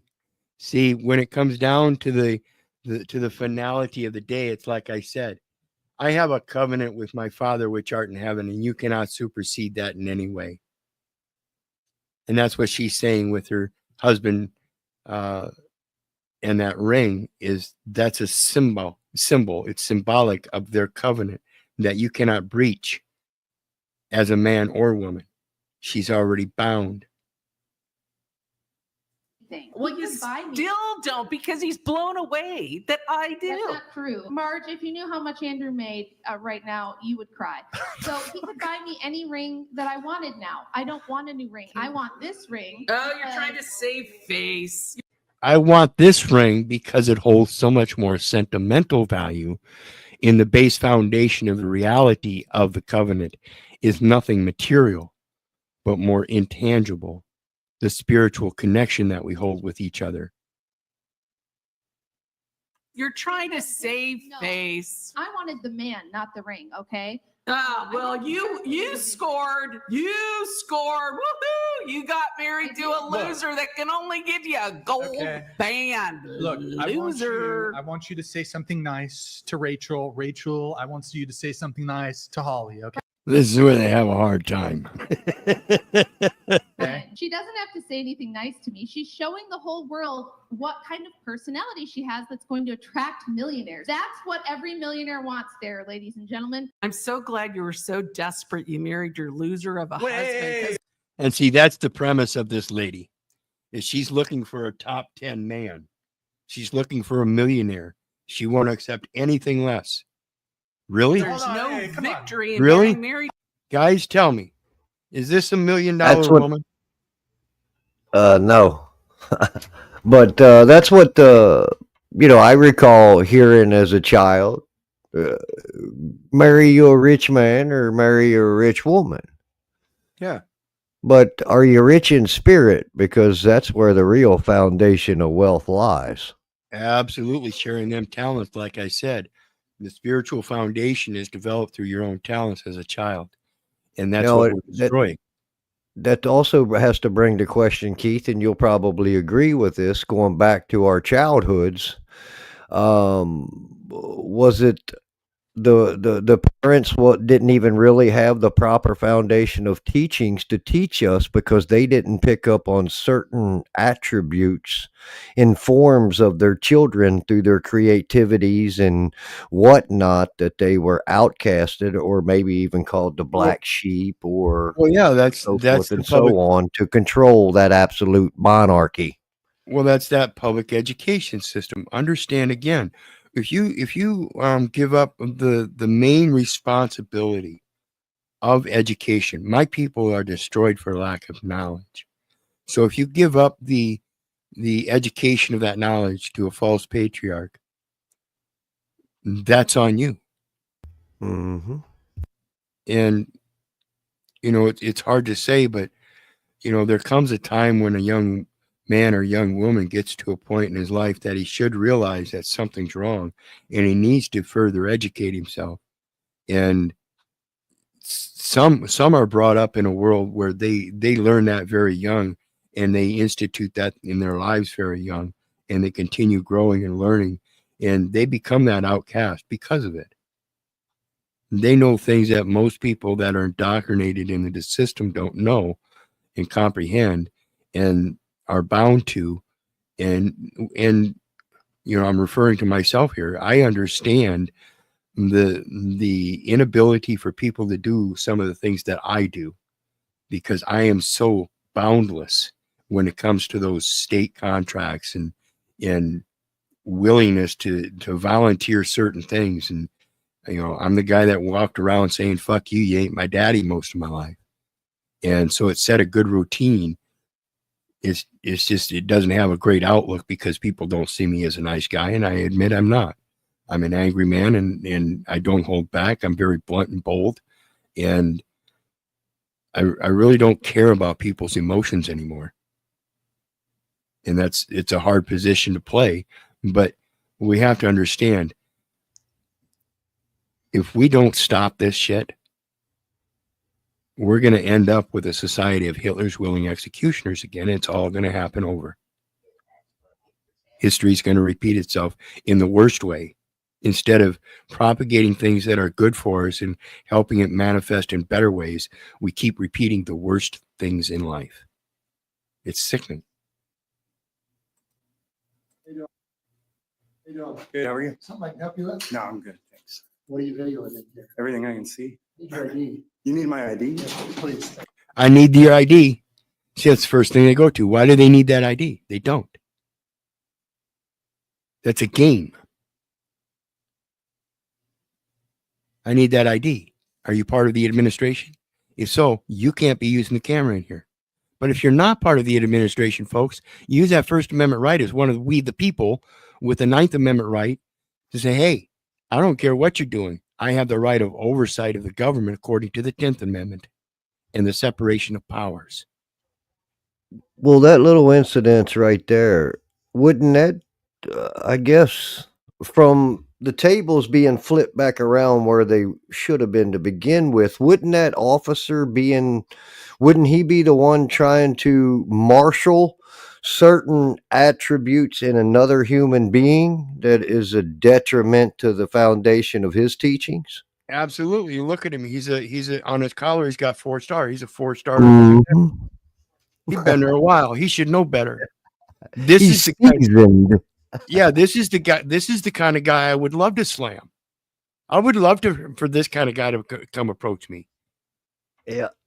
Greetings, Denizen. How you doing tonight? Greetings. I'm well. How is everyone? We are good. We are good. We're complaining about the Kens, Karens, and the false authority. You come To to my join favorite. us? I was going to say, you come to join us. I know that's part of your rhetoric. You hate the authority, right? Yeah, I was just gonna say though, this guy is doing a good job. Like he is not taught to respect our rights or honor his oath. He's trained to do this shit. Right, right. That's where he According, got them stars, is because he always exactly. says, "Let me get that ID" before he even introduces himself. You know, Yep. back in high school and just thereafter, they were called notches on a bedpost. Where did it all go wrong? Can I have your ID, please? I need your ID. Who are you? I'm the chief. If you're gonna come into my lobby and videotape in today's Oh, I day and recognize age, this guy. Yeah, my lobby. No, no, no, no, no, no, no, no, no, no. You were given administrative powers of supervision of we the people's lobby. I think I have the right to ask you to identify yourself. I don't care if you I think you have think. the right or not. You don't. You have a duty and an obligation of reasonable articulable suspicion, though. Exactly, Dennison. I think. Yeah, you don't ever want to say "I think" to me if you're a cop. Just go ahead and pretend like you have the authority. It's more effective. Yeah. Okay, is it not a public lobby? It is? Is photography a crime? I need your I'm asking if photography. He's not going to answer that one. Is photography a crime? I need your ID. No. Fucking facetious fuckers. Photography is a crime. I need your ID, It's sir. a yes or a no. I need your ID. Why? Do you suspect me of a crime? So, sir, this is really odd that you're. You notice he got his little black book out there. He's going to Yeah. write notes. Go ahead and write all the Yeah. notes you want, dude. It's because he doesn't have gloves. If he had gloves, he would have put his gloves on. You're probably right. Here, let me go back to my office real quick. I'll be right back. Snap, snap. My lobby. My lobby. Videotaping this lobby. My lobby. That's suspicious to me. My lobby. I don't care if it's suspicious to you. Find the crime first and then reasonably articulate it, and then we can discuss the ID. And I'm curious to know who you are. I'm someone who I don't care if you're curious or not. Go ask someone else. checks up on the government, and it's suspicious to me that you're so worried about the people putting cameras on you. What are you doing wrong? I'm not doing anything. Then why are you so Oh worried yeah, about that's the cameras? James. Yeah, James Freeman. I Yeah, vaguely remember this incident. It was a couple of years ago. Yeah, and let's go back. He says what? You doing wrong? I'm not doing anything. Then why? I'm not doing anything wrong. Yeah, you are. We're witnessing it. You're trying to demand ID from this guy for no crime in a public place. And a lot of times I think deep down they know they're not supposed to, and that's why they get immediately defensive, because they got it's cognitive dissonance, right? In the back of their head, they know that they're breaking the law, but as a culture and as a method, they do this every day and get away with it, and therefore it's acceptable. Correct. Why are you so worried about the camera? Because I need to know who you are. You are doing something wrong right now. You're trying to demand ID unlawfully. Yep. Trying to demand ID unlawfully. Like I said, they try to demand ID from me. I ain't got none. Well, what's your name? Well, I don't have a name either. One officer got smart with me, said, well, everybody's got a name. I said, no, real men, we have callings. And I've been called Keith all my life. Now, when my mom and dad used to get mad at me, they might call me Keith Orland. And I hail from the family Little. Now, I hear I was born around August 20th, 1966. Now, if that dumbass writes it down on his little tablet as a first and last name or legal name and a birth date, that the onus on him would be on him for the language conversion, because I never gave him a name. I told him I didn't have a name, that I'd been called Keith all my life. So I don't have it. It's what other people use to catch my attention on a regular basis. Nothing more, nothing less. They call out to me. Let's look at the next one.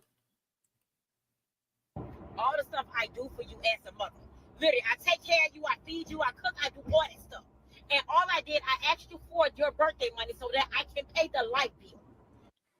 She wants the kid's birthday money so she can pay the light bill.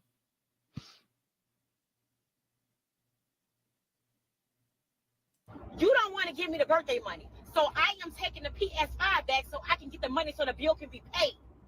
Well, how you gonna ask for my birthday money that I got on my birthday to pay the light bill?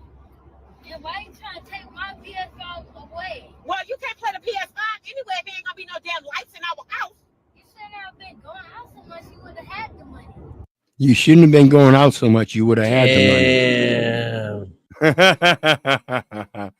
Is that parent hiding those certain attributes of that child to be a natural born leader?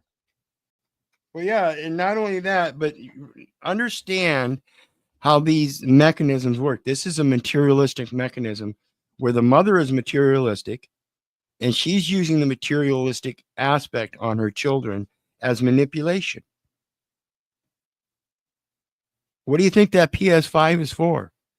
It's so that he has something to take his attention while she's out on all of her dates. Right. Going out all the time. It's a replacement. It's a replacement mother, and saying, well, if you're not going to help the real mother, then I'm going to take that mother. And now you're going to have to help. It's the same thing as a false patriarch. It's a false matriarch. Does that make sense? Or am I just insane? What happened to the income tax? Yeah, what happened to the income tax? Stay out my business. No, you stay out your business and stay out my birthday money. Keep my birthday money out your business. Right. See how that works? Fuck. And I'm telling you, that's an issue when I need help. You help. Out so much. I'm tired. Yeah, I'm helping you. I'm telling you to not go out so much. Right. I'm actually being the man of the house right now. Absolutely. 6, 7 years old.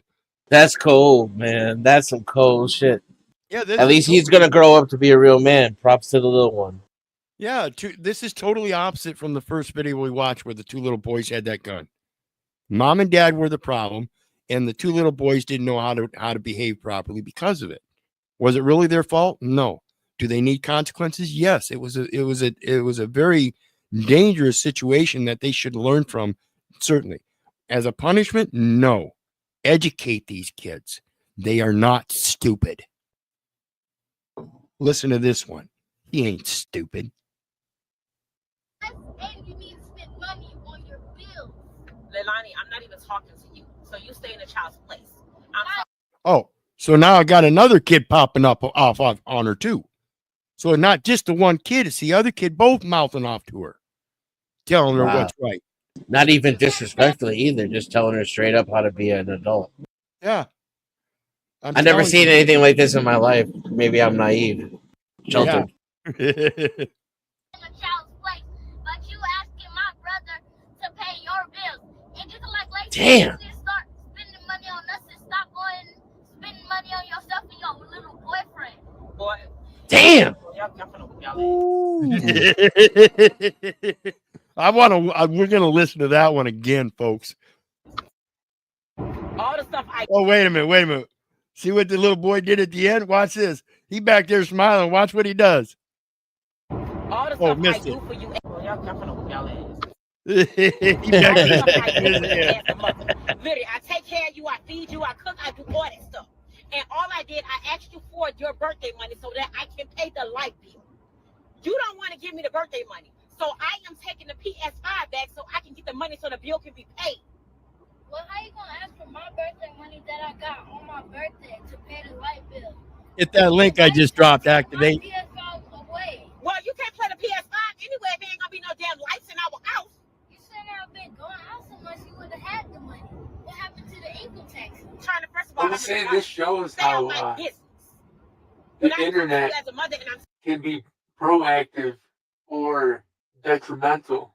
As in the first video, like you mentioned, you had these two kids with a gun, but then now you have these other two kids, and they're shown responsibility, probably not through the mother, but through some type of social media source. Yeah, I don't know where they're getting it, but they got it. And I'm telling you, kids aren't stupid. So there are some that make it through the cracks and through all the indoctrination and see the world for what it is. Okay?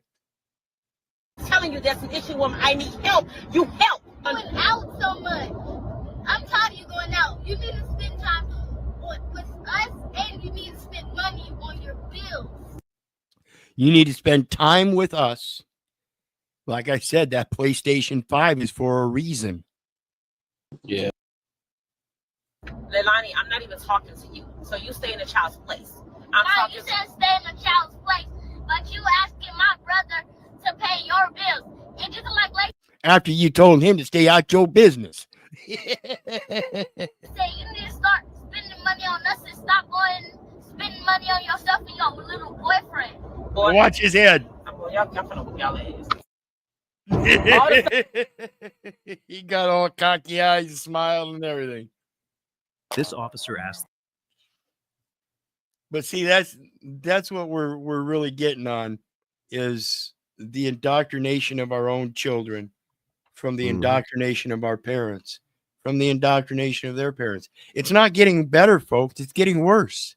See, I think, if I may, I think those little kids like that right there was the ones that God sent here to make everybody's life easier in that family bloodline. And they're all shoving them little boys to the bottom. Yep. They're there to help assist in building those empires.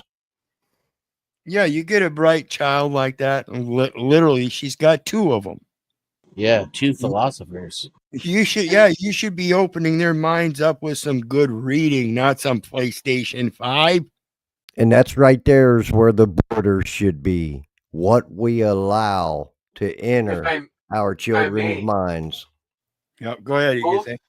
Both videos of both kids, all they wanted was attention. Yeah, everybody's seeking attention. Exactly. So let's take a look at this one. This is another police officer one, and this is ridiculous because this has to do with a senior man who is being bluntly honest, and he doesn't have any relation with alcohol and stuff. And so listen to how this goes.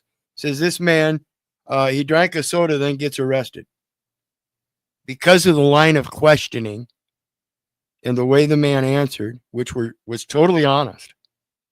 This man, how much have you had to drink today? Referring to alcohol, the man said, not very much. The 78-year-old veteran thought the officer was referring to water. How much you had to drink today? Not very much.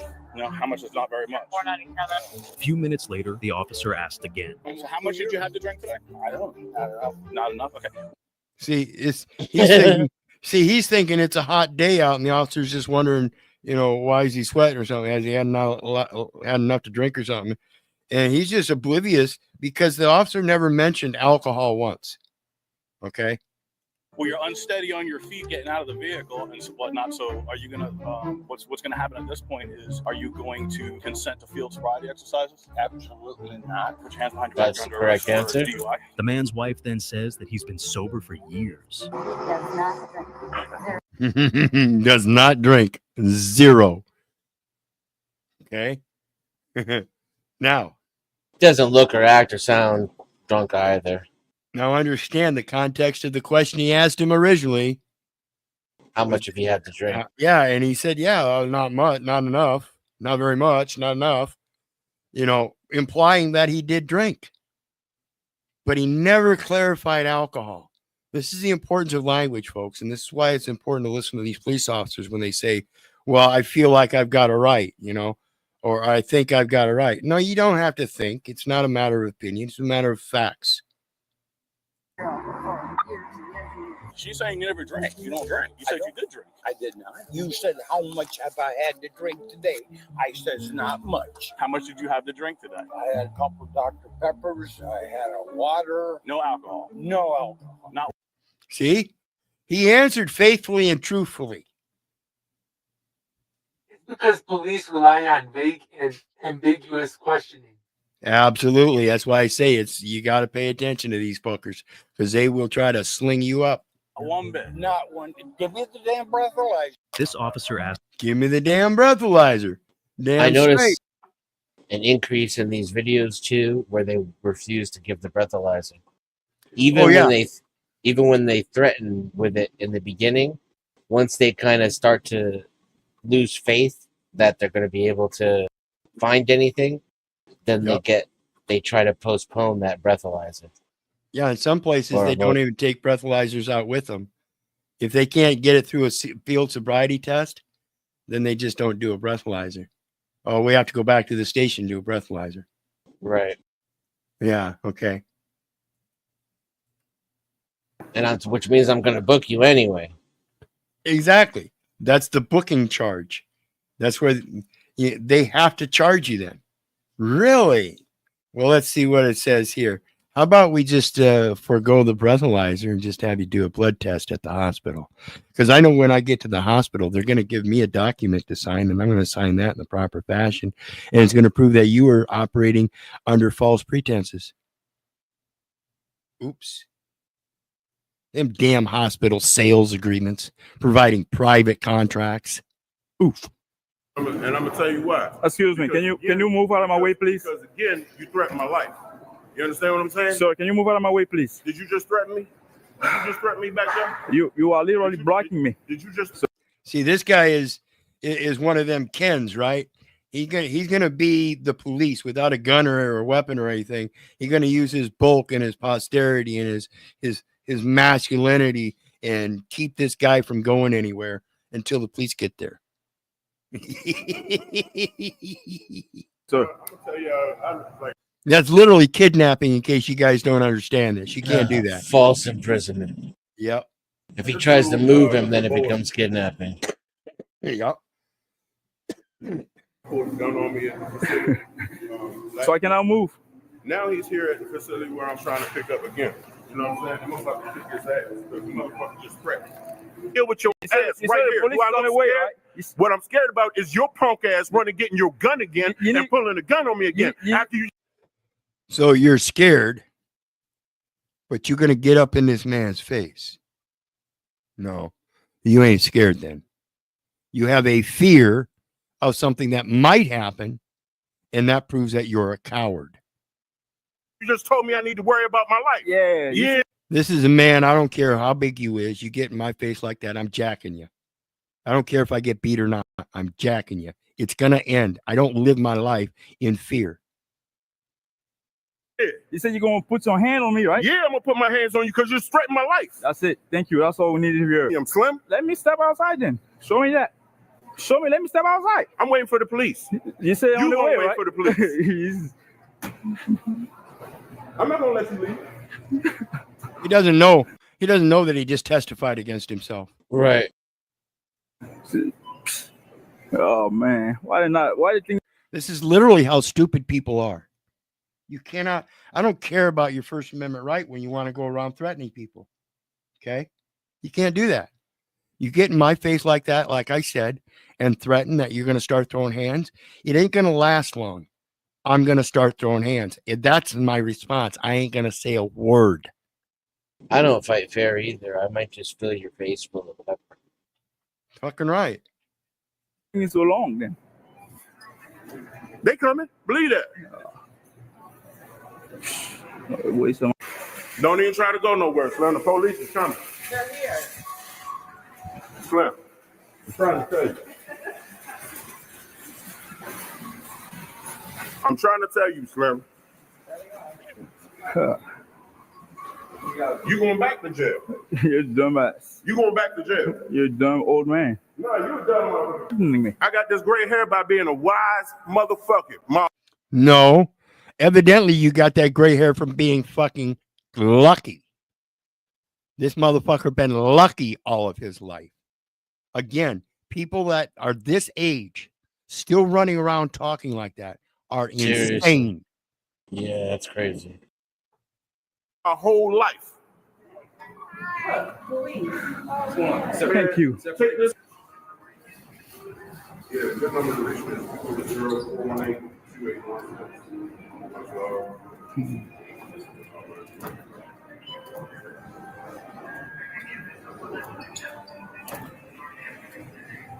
Today when we came to pick up our routes, I was scheduled at 9. So hang out here for a second. Okay. A few moments later. There he is. There he is. Why is this so blurry? Oh boy got to leave and he got arrested.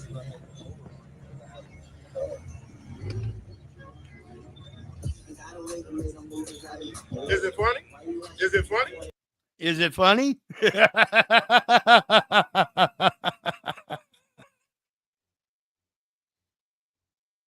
I hate seeing people get arrested. So that part's not funny. But it is funny. Again, this is why I say coin thine words or purse thine lips.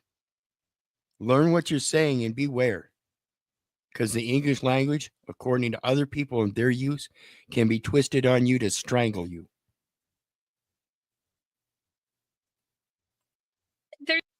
There's no really big difference between the two. There's no difference between the men and women. I mean, there is a difference, but it's not such a difference that you think there's not really a big difference between me and Dave over there. I mean, there is a difference, but I don't think it's as much as people are led to believe. Yeah, so you guys are in a relationship? Yeah. And you're a boy, and you're a boy. So would you say that you're gay then? Yes. Okay. Were you born a female then? Yes. Okay. You're not gay. Yes. Okay. Were you born a female then? You're gay then? And you're a boy. So would you say that boy, and you're a boy. So would you say that you're gay then? Yes. Okay. Were you born a female then? Yes. Okay. All right. I appreciate your time and explaining all that to me. You're a boy and you're female. Yeah. And there's not really that much difference. There's so much difference that even though she tries to compensate for the difference, it's still obvious that she's female. That's how much of a difference there is. Same thing. Oh, with I her. get it now. I get it now. Thanks for explaining it, brother. The insanity, Crazy to think folks. in a different timeline, they would have been in a mental psych ward. Oh, yeah, most certainly. Shut it. Yet I don't think we need to lock these people away necessarily, unless they have other, very often, people who have identity crisis, mental health issues, they have a lot of other dangerous and self-harming mental health issues, and those people should maybe be isolated or monitored. But I don't think just being trans alone warrants that, but it does warrant some kind of care. They Right. should be receiving therapy. I would assume, and this is just me being ignorant and a layman, that they need to be taught how to love themselves, because that's what that identity crisis seems to spring from, is some kind of self-hatred or loathing, a lack of appreciation for the uniqueness of oneself is what it seems to be. Yeah, But it also seems like social media indoctrination and school-wide indoctrination. Well, yeah, during and the that's Biden era. well, where yeah, they and were having, like, that's a large part of the coping mechanism. That's why I warn people about this internet. It's largely a coping mechanism. Even for myself, it's a coping mechanism in my inability to get to a library where I could have access to the books. physical books. Right. It's a coping mechanism that expands my knowledge base. So, again, just like anything else, there are positive, negative coping mechanisms. So when we're talking about people like this, that identity issue, again, if we go back to their natural talents and have them use their natural talents as coping mechanisms, even if they're just hobbies, I think it would bring about a large change. I think that's a mechanism that many people are forgetting, is those natural talents. Everybody's is different. And we have to find out what those are. It's the things that we enjoy in life, even if it's just a hobby. Walking to the store, carrying his gear over his shoulder, perfectly legal where he was. Then this cop rolled up, saying that he wasn't being detained. Though when the man tried to leave, suddenly he was. But the cop wasn't ready for what came next. Am I free to go or am I being detained? You're not being detained. I just want Okay, see you later. Hey, hold on. Come here. So I am being detained. Sure, you're being detained. Okay, I have nothing to say to you. Do you have some sort of ID? I'm not required to show you what. Damn, they always want that ID first, don't they, guys? Figure it out. Figure it out. Every time. It's about the identity. ID? Why not? Well, that's the law here in Michigan. Put the phone down. No, this is for my safety. I know the law. I know my rights. I'm not legally required to show you my ID. Okay, when I get called to investigate somebody walking up the street with two Both legal activities, right? I know you're not in violation of any law. Listen, man, what's I'm No, you said it out loud. That's it. Thanks. Yeah, thanks. Bye. Yep. Thanks. Bye. You just said you know I'm in no violation of any law, and yet here you are detaining me. That's non-consensual communication. That's just like unbelievable. That's just like you said about the gentleman at the store. What is it? Unlawful detainment. What'd you call it? False imprisonment. Yeah. Plus, it sounds like knowingly and willingly any further pursuit is ultra virus. Yes. Yeah, it's also deprivation of rights under color of law. And yep. Because you're following me around, you're intimidating me, you're harassing me, but you know I didn't commit a crime. And I've already told you I don't want to have a consensual conversation. And if I'm recording, well, now that's prior restraint. Yep.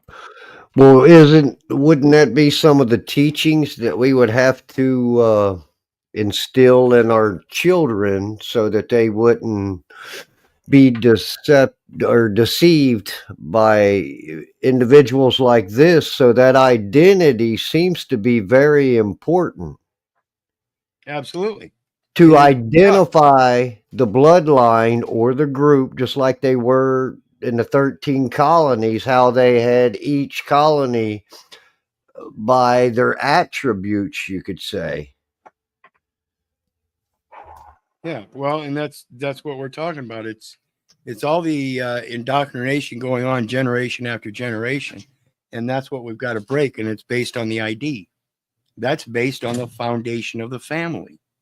We have to be able to rebuild the family structure back, and that can only be done by a process of identifying through that spiritual nature and your, like you said, the attributes that are attributable to your nature. So we have to start learning how to observe nature more to put things back in balance. Right. You wouldn't want a brain surgeon with shaky hands. Right. Oops. This guy was just walking to the store carrying somebody walking up the street with two. Both legal activities, right? I know you're not in violation of any law. Listen, man, what's your problem? I just need to see your ID real quick. My problem. Listen, man, what's your problem? No, I'm not the one with the problem. The one with the problem is the one that called in the call. And then you're responding to the call. So you go talk to him. He's the one with the problem. Give him the benefit of the doubt too, like that he's being genuine. This is his attitude. It's like, I know you didn't break the law, but come on, man, why aren't you just complying anyway? Yeah. Why don't you just let me illegally get your ID real quick and you be on your way? You know that you be on your way. You know it. Why are you doing this? Like, why are you standing up for yourself? Your manhood. Yeah, why are you standing up for yourself? Why are you standing up for being your man? Yeah. Is that I'm doing nothing illegal. Get the camera out of my face. I'm gonna Put turn the camera down. No, it's my First Amendment right to videotape, and this is for my safety. It says in the First Amendment that you're allowed to videotape me. Yes, I'm standing up for my rights. If I'm Okay, understand the First Amendment, okay? And I've expressed it many times that not only do I have the right to express myself through freedom of speech or others, independently, that's a great right. But exponentially, everybody else that has the right to know the information that I'm putting out is a greater right. And it all stems from an observance, first and foremost. The observance is the true right. We have the right to observe anything. And in order to be able to then freely express it, we have the right to record it in any media. So there's a process in that First Amendment. And as it goes with technology, it includes the very first step, which is observance. and then the convenience of any technology in which to record it, and then the convenience of any technology to then express it. Cooperative means that I'm standing up for my rights. Then very well. You're all set. Thank you, sir. You don't want to give us your ID? I You're don't. fine to go. Have a good day. Thank you. You don't want to give us your ID? You're fine to go. Have a good day. Absolutely. Who asks for a supervisor? Think Yeah, about what it takes to get your rights adhered to. It all. You have to know them first of all, which is not, because they'll lie to you straight to your face. Oh yeah. If you don't know them, they'll try to trick you. If they can tell that you know, they'll still try to trick you and lie to you. And then you gotta call somebody else who has extra letters on his name to drive out to wherever it's happening, just to have the law follow. That's the process. Yep. I would say that's because that's not a government. A true government is equitable. And when you have to coerce a party or alleged government, that's just a criminal. Because equitable government, like I've seen videos where they've came into a house and it was the wrong house. They had a warrant, but it was the wrong house. And they never make that party whole. That sounds like and you have to sue the government in order for their trespass upon you, which was an accident. That's something that it only has to be done to a criminal. Criminals are the only ones that have to be forced to do an action. But that sounds like that's government all the time. Yep. And that's why I say it's all a false patriarch. And we've got to learn how to detach ourselves from it. This man stood quietly with a camera, exercising his constitutional rights, but that was enough to trigger a full-scale meltdown. Are you a First Amendment auditor? What? An First Amendment individual auditor. who is a stylized journalist Yeah. who records police interactions. Is that what you do? Absolutely, it is. Yeah. Excellent. Can I have a first name or a name to call you? No. Okay. I personally like to watch those videos because as a 27-year And so he's hamming it up for the video. See, he wants attention too. veteran of policing, you have not told you to stop. I've not asked you to identify yourself. Done none of those things. Yeah. Although I This did is, ask you something to remove your hands from your back. First Amendment Protection Agency, by the way, that's his name. Yeah. Yep. Yeah. And if you got any links or anything to these guys, feel free to let me know and we'll drop them. Oh yeah, sure. And I put them back because I can. Right. There you go. That's a great attitude to have. Just like you don't have to give me an ID. I like to watch those videos because I like to see where people make a. See, they admit it. Just like you don't have to give me an ID. When it's convenient, they'll tell you, they'll run their mouth. Yep. And that's what he's doing now. He's running his mouth. His ego's got him. He's in that narcissistic mode, thinks that anything he says will just be overheard. I'll do this too when I know I have the upper hand. I can tell if they make an admission and they have the correct demeanor that I know that I'm, they're just bluffing, then I will engage in conversation in order to get them to incriminate themselves the same way they do to us. Yep. Absolutely. Tit for tat. Because, like I said, 27 years of policing. I wouldn't do it if it was hard. So you're just going to wander around, make the citizens nervous, and video me so that I can do mistakes. I wouldn't do it if it was hard. Well, isn't that's awesome, isn't it? Indicating his laziness and how easy the job really is, because all they got to do is threaten, coerce, and use force, and people just got to do what they got to say. And Is that an attribute of good faith actions? Absolutely No. not. And this is a smart cop. Exactly. Right? So this is one of the ones. They're manipulators.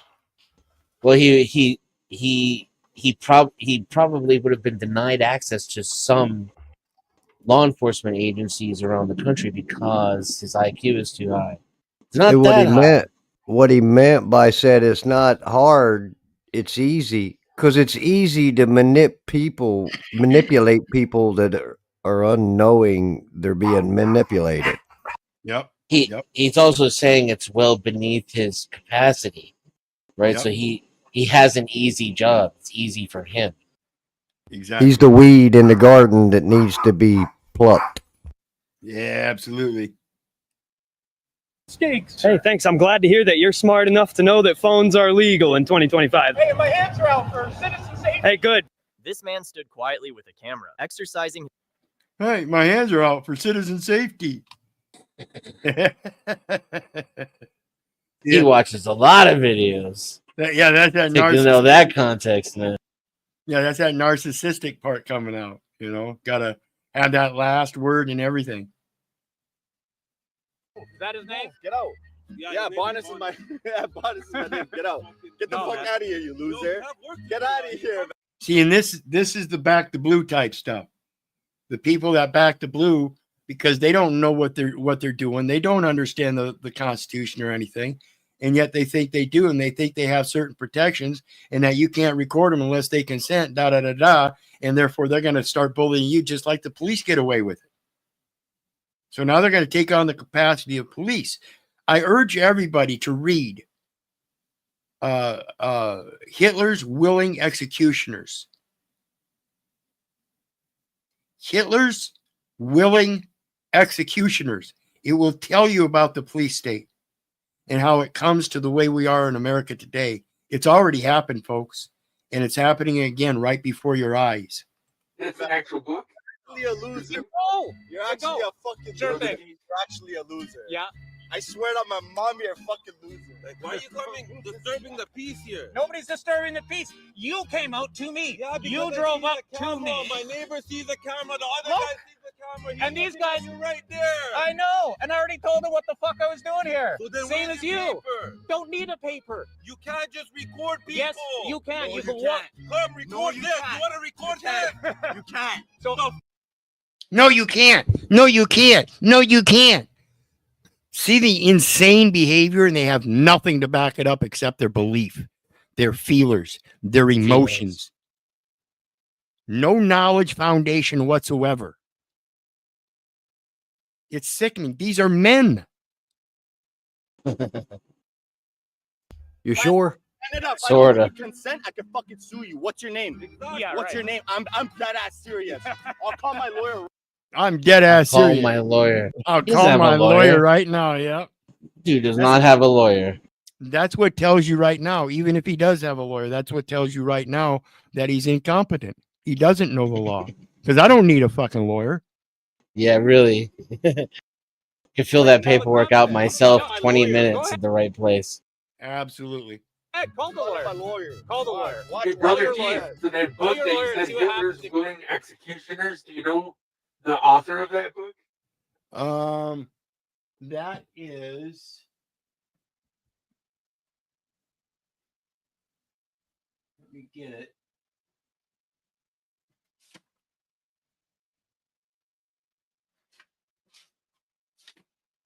That is Daniel Jonah Goldhagen. Daniel Jonah, Jonah Goldhagen. Okay, I got it. Thank you. Thank you, brother. If you put hands on me and you start fucking trying to intimidate, no, you walked right into me, bro. You touched me. No, you're the one that walked out of the building. He was out at the street, for crying out loud. You walked out of the building and you're still in his face. Don't accuse him of touching you. You touched him. This is clear. This is why, I had an ex-wife, got in an argument with her one time. Started out in the living room. Said, listen, I need to calm down, so I'm going to go out to the kitchen and make dinner. Please leave me alone. Went out to the kitchen, and no sooner had I got to the kitchen, she comes following behind me, run, wanting to continue the argument. I said, okay, listen, you make dinner. I'm going out to the garage to calm down. You need to leave me alone. And so I went out to the garage. Well, she comes out to the garage. So I go outside and say, listen, if you don't leave me alone, I'm going to leave. So what she do? She steps in front of me, between me and the car. And so I slammed my pop down and told her to get the fuck out of my face at the top of my voice. Well, she comes back with a protection order saying that she's got 5 neighbors as witnesses that will say that I got in her face. So I had to destroy her protection order by asking her a simple question. Did the argument start outside or in the house? Because when I ask that question, then I'm going to ask your witnesses if they saw where the argument started and if they were privy to the information of how it progressed along the way until they saw the finality of it when I finally screamed at the top of my voice and told her to get the fuck out of my face. Not because I was in hers. So the reality of situations are plain and clear if you know how to present them. Because most people will present their side through insanity and emotions. Stop it. You remember how they used to solve the problems in the old shows, right? In the old westerns and everything. When somebody slandered one's character, they'd go out in the street, wouldn't they? Yeah. And in situations What like happened to that with public service and these liars? and in situations Of course it does. and in situations like this, you can't profess that you're afraid of somebody and that they're touching you if you're the one that's aggressing. If you're the one that won't leave it go. You can't even count on a judge in your local municipality to understand these basic concepts either. Oh no, they're not in it for that. They're in it for their paycheck. I assure you, brother. That's why they don't allow, that's why they don't allow me in the courts anymore. Not only just because of the identification, but because I know how the court registry investment system works and it lines their pockets. So, with that being said, that just sparked something. It would seem that the whole shit show is a criminal organization. Now, what family bloodlines controlling that organization? I don't know, and I don't care. All I know Me is either. it's got so many people trapped up in it, and if they knew the difference, it would literally almost fall apart. Mm-hmm. Literally. So let's look at this one. This is about a parking spot, and I wish the guy would have just waited, and we'd have gotten a different result out of this. But he ended up just backing out and leaving. But this is the insanity still. So this is what we're looking at, the insanity.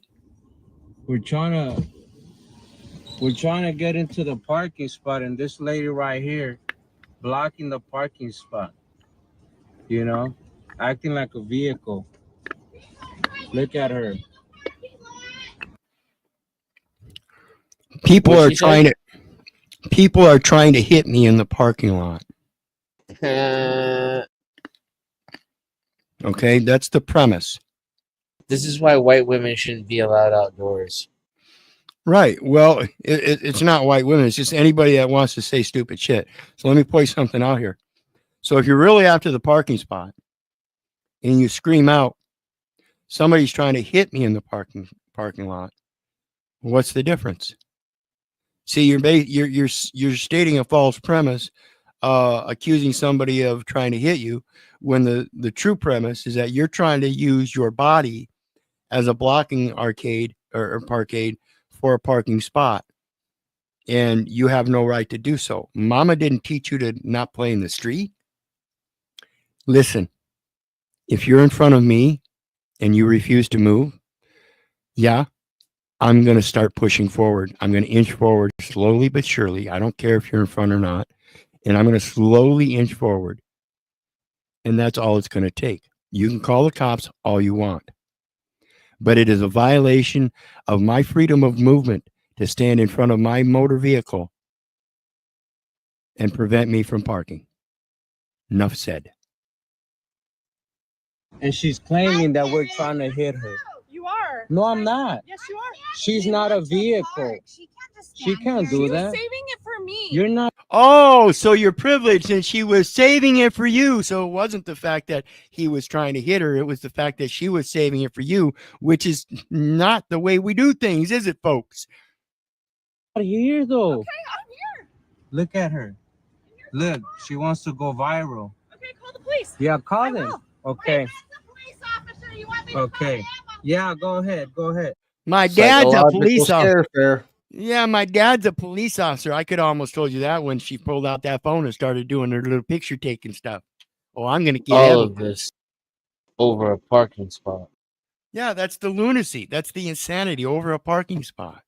Isn't that a similar situation, Keith? I think years ago, probably maybe 10, 15 years ago, one of the big chief of police up in Pennsylvania, their daughter did something in the city to some gay people and then and took pictures and had their father send them tickets and shit in the mail. I don't know. I don't remember. Yeah, that happened. His name was he was one of the chiefs of police right there in one of them counties that I was messing around with up there. Chief, not, but something else. But he was a racist. Obviously, he was a racist individual. Yeah, they're all crazy. They're all insane. They all have their own emotions and popularity contests that they're involved in. Go ahead. She's claiming that I want to hit her. You know.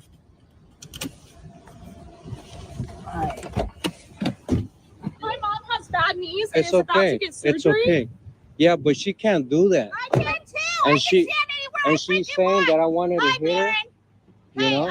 Could you please That's not fair. have one of your police officer friends Yeah, come please. to the parking lot by Bloomingdale's, please? Please. I'm standing in a parking lot. Yeah. The man just tried to hit me with his car. No, that's not true. I'm We in have the freaking we have a parking dash lot. cam. We have a dash She cam. turned it on No, after. it's on. It's on You know? right now. Oh, like let me No, record it. no. He tried to hit me. No, no one tried to hit you. You're Brandon. I'm standing You're right blocking. here. You're blocking the parking lot. I can stand anywhere I want in a Why are you public screaming? parking lot. No, you No, can't. you can't. This lady's insane, buddy. Because you are. I can No. stand. Just move your freaking car. No. We're not moving. We'll be here all day. I swear to God, my Look, son. look. We're gonna move it. Yeah, we're gonna move. See, he gave up and moved. So this is technically like a win for the Karen, and it sucks. Because like I said, I'd have just slowly inched forward. Wouldn't have hurt her one bit. And I don't care if you lay down on the ground. I'll keep moving forward. You will move. I guarantee you, your instincts will take over and you will move. Ask me.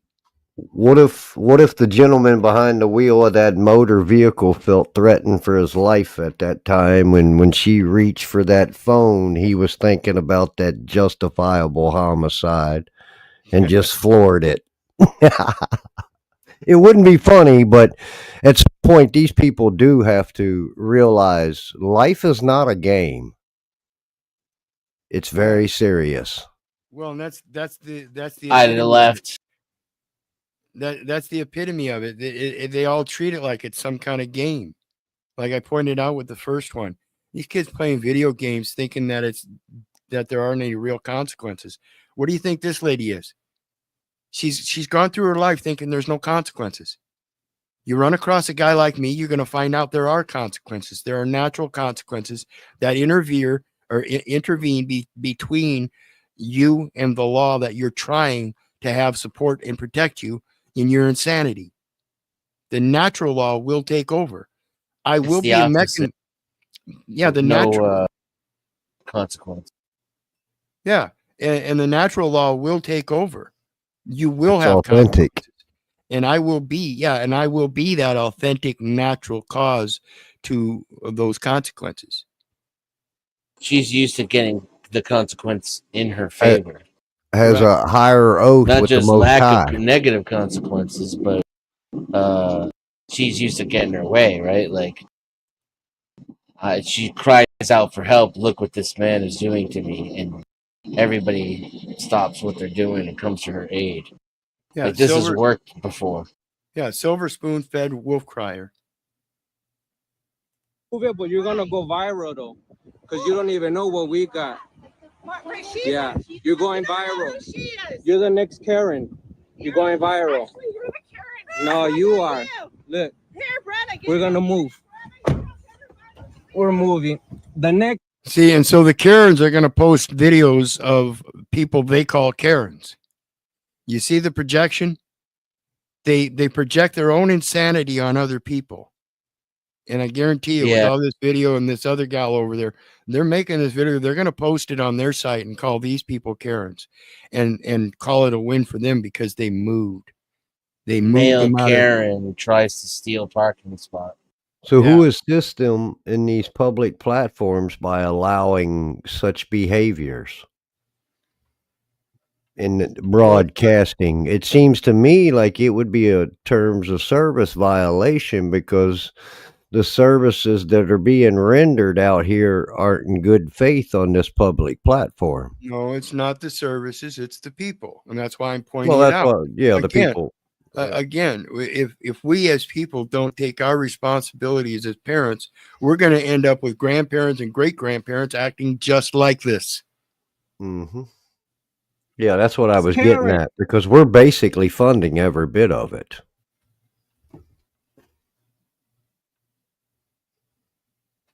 Posthumously, yeah. But that's We a give them different. a microphone We in a also live checkbook like and say this. they have some sort of leadership skills when obviously, look, they're absent in that department. So why were they ever even given any license to teach anything and broadcast anything? Yeah, She I wouldn't agree. pull this in the 80s, though. No, not at Because all. someone would just run her over or get out of the car and drag her by the hair out of the way. And then, like, And that's the when I state wouldn't believe is come when they after that really dug person in the 80s. because they'd be enforcing good behavior, right? Like, because she's the problem. But now the system is the opposite. You're powerless against people like this. And that's why I would have just kept driving. I would like the initial audacity of what she was doing would have hit me first, just like any other person. But then I just would have tilted my head like a puppy dog, thought about it for 8 seconds, imagined all of this that we're witnessing right now happening, and then been like, "Nah, I'm just gonna go somewhere else. I'm good." Yeah, But I mean, their actions are obviously a detriment to themselves and to others. I mean, everybody can True. see that in here. I don't understand why people aren't outraged with these types of. I mean, those attributes are real easy to spot once you got that eye. Yeah, and I understand that picking your battles too. You know, Mhm. I'm not saying that I'm specifically looking for instances like this, but I'm telling you that in certain battles like this one, I would probably just push forward already. I'm already there, pulling into the parking lot or into the parking spot. Yeah, I'm probably just gonna get out of my way. Don't be stupid. This is stupid on your part, not mine. Where I can admit to capitulation is 40 years ago, I would have too. Yeah, Even and though see, today I would just keep going. 40 years ago, it'd have been like, okay, apparently you didn't have a father. I'm going to show you. yeah, and I think that's the mentality difference because I'm 60 years old. So 40 years ago is when I started driving. So Going live. Yeah. I'm gonna just do it because I don't want problems, babe. Yeah. So sad. it is. It's so sad. Karen. It is kind of, yeah. Going live. Bye, Karen. Don't get the last word in, dude. Just yeah, no. Yeah, I agree there too. If you're gonna leave, then don't even bother. Just leave. Yeah. If you're gonna get the last word in, get the last word in. Yeah. As in, watch her have to go park somewhere else. Yep. Now, what do you guys think about this one? This one's titled "This Is How It Should Be." Now, this is 1000% on point. I completely agree. Shout out to her. I moved over here from Brazil, and I'm pretty much Americanized by now, in case you can't tell. It's been over 25 years. From Brazil, and she's Americanized, and you could tell she's Americanized in the South. I'm now a proud American citizen, and I have worked hard to adopt this country as my own and become a valuable part of this community. Let me introduce you to this word, which means to adopt something as one's own and become a part of it, which is what's supposed to be your job as an immigrant. So that means that Which is supposed to be your job as an immigrant. And I agree. Truly is. I agree. That's what even in wars, part of the process is assimilation. This is where we get our current laws for foundlings through the hospitals. It's a process of assimilation into being a United States citizen through the enumeration at birth because of that foundation being part of a whole. So if you want me to assimilate, then I have to be willing to assimilate. My characteristic trait of going from my country to another country to live would be the very communication of wanting to assimilate. People coming to this country and wanting to change the country. No. That's where they Just messed up. exploit its opportunities and its public services, I think, is more accurate. Yes. Well, I'm talking about both groups.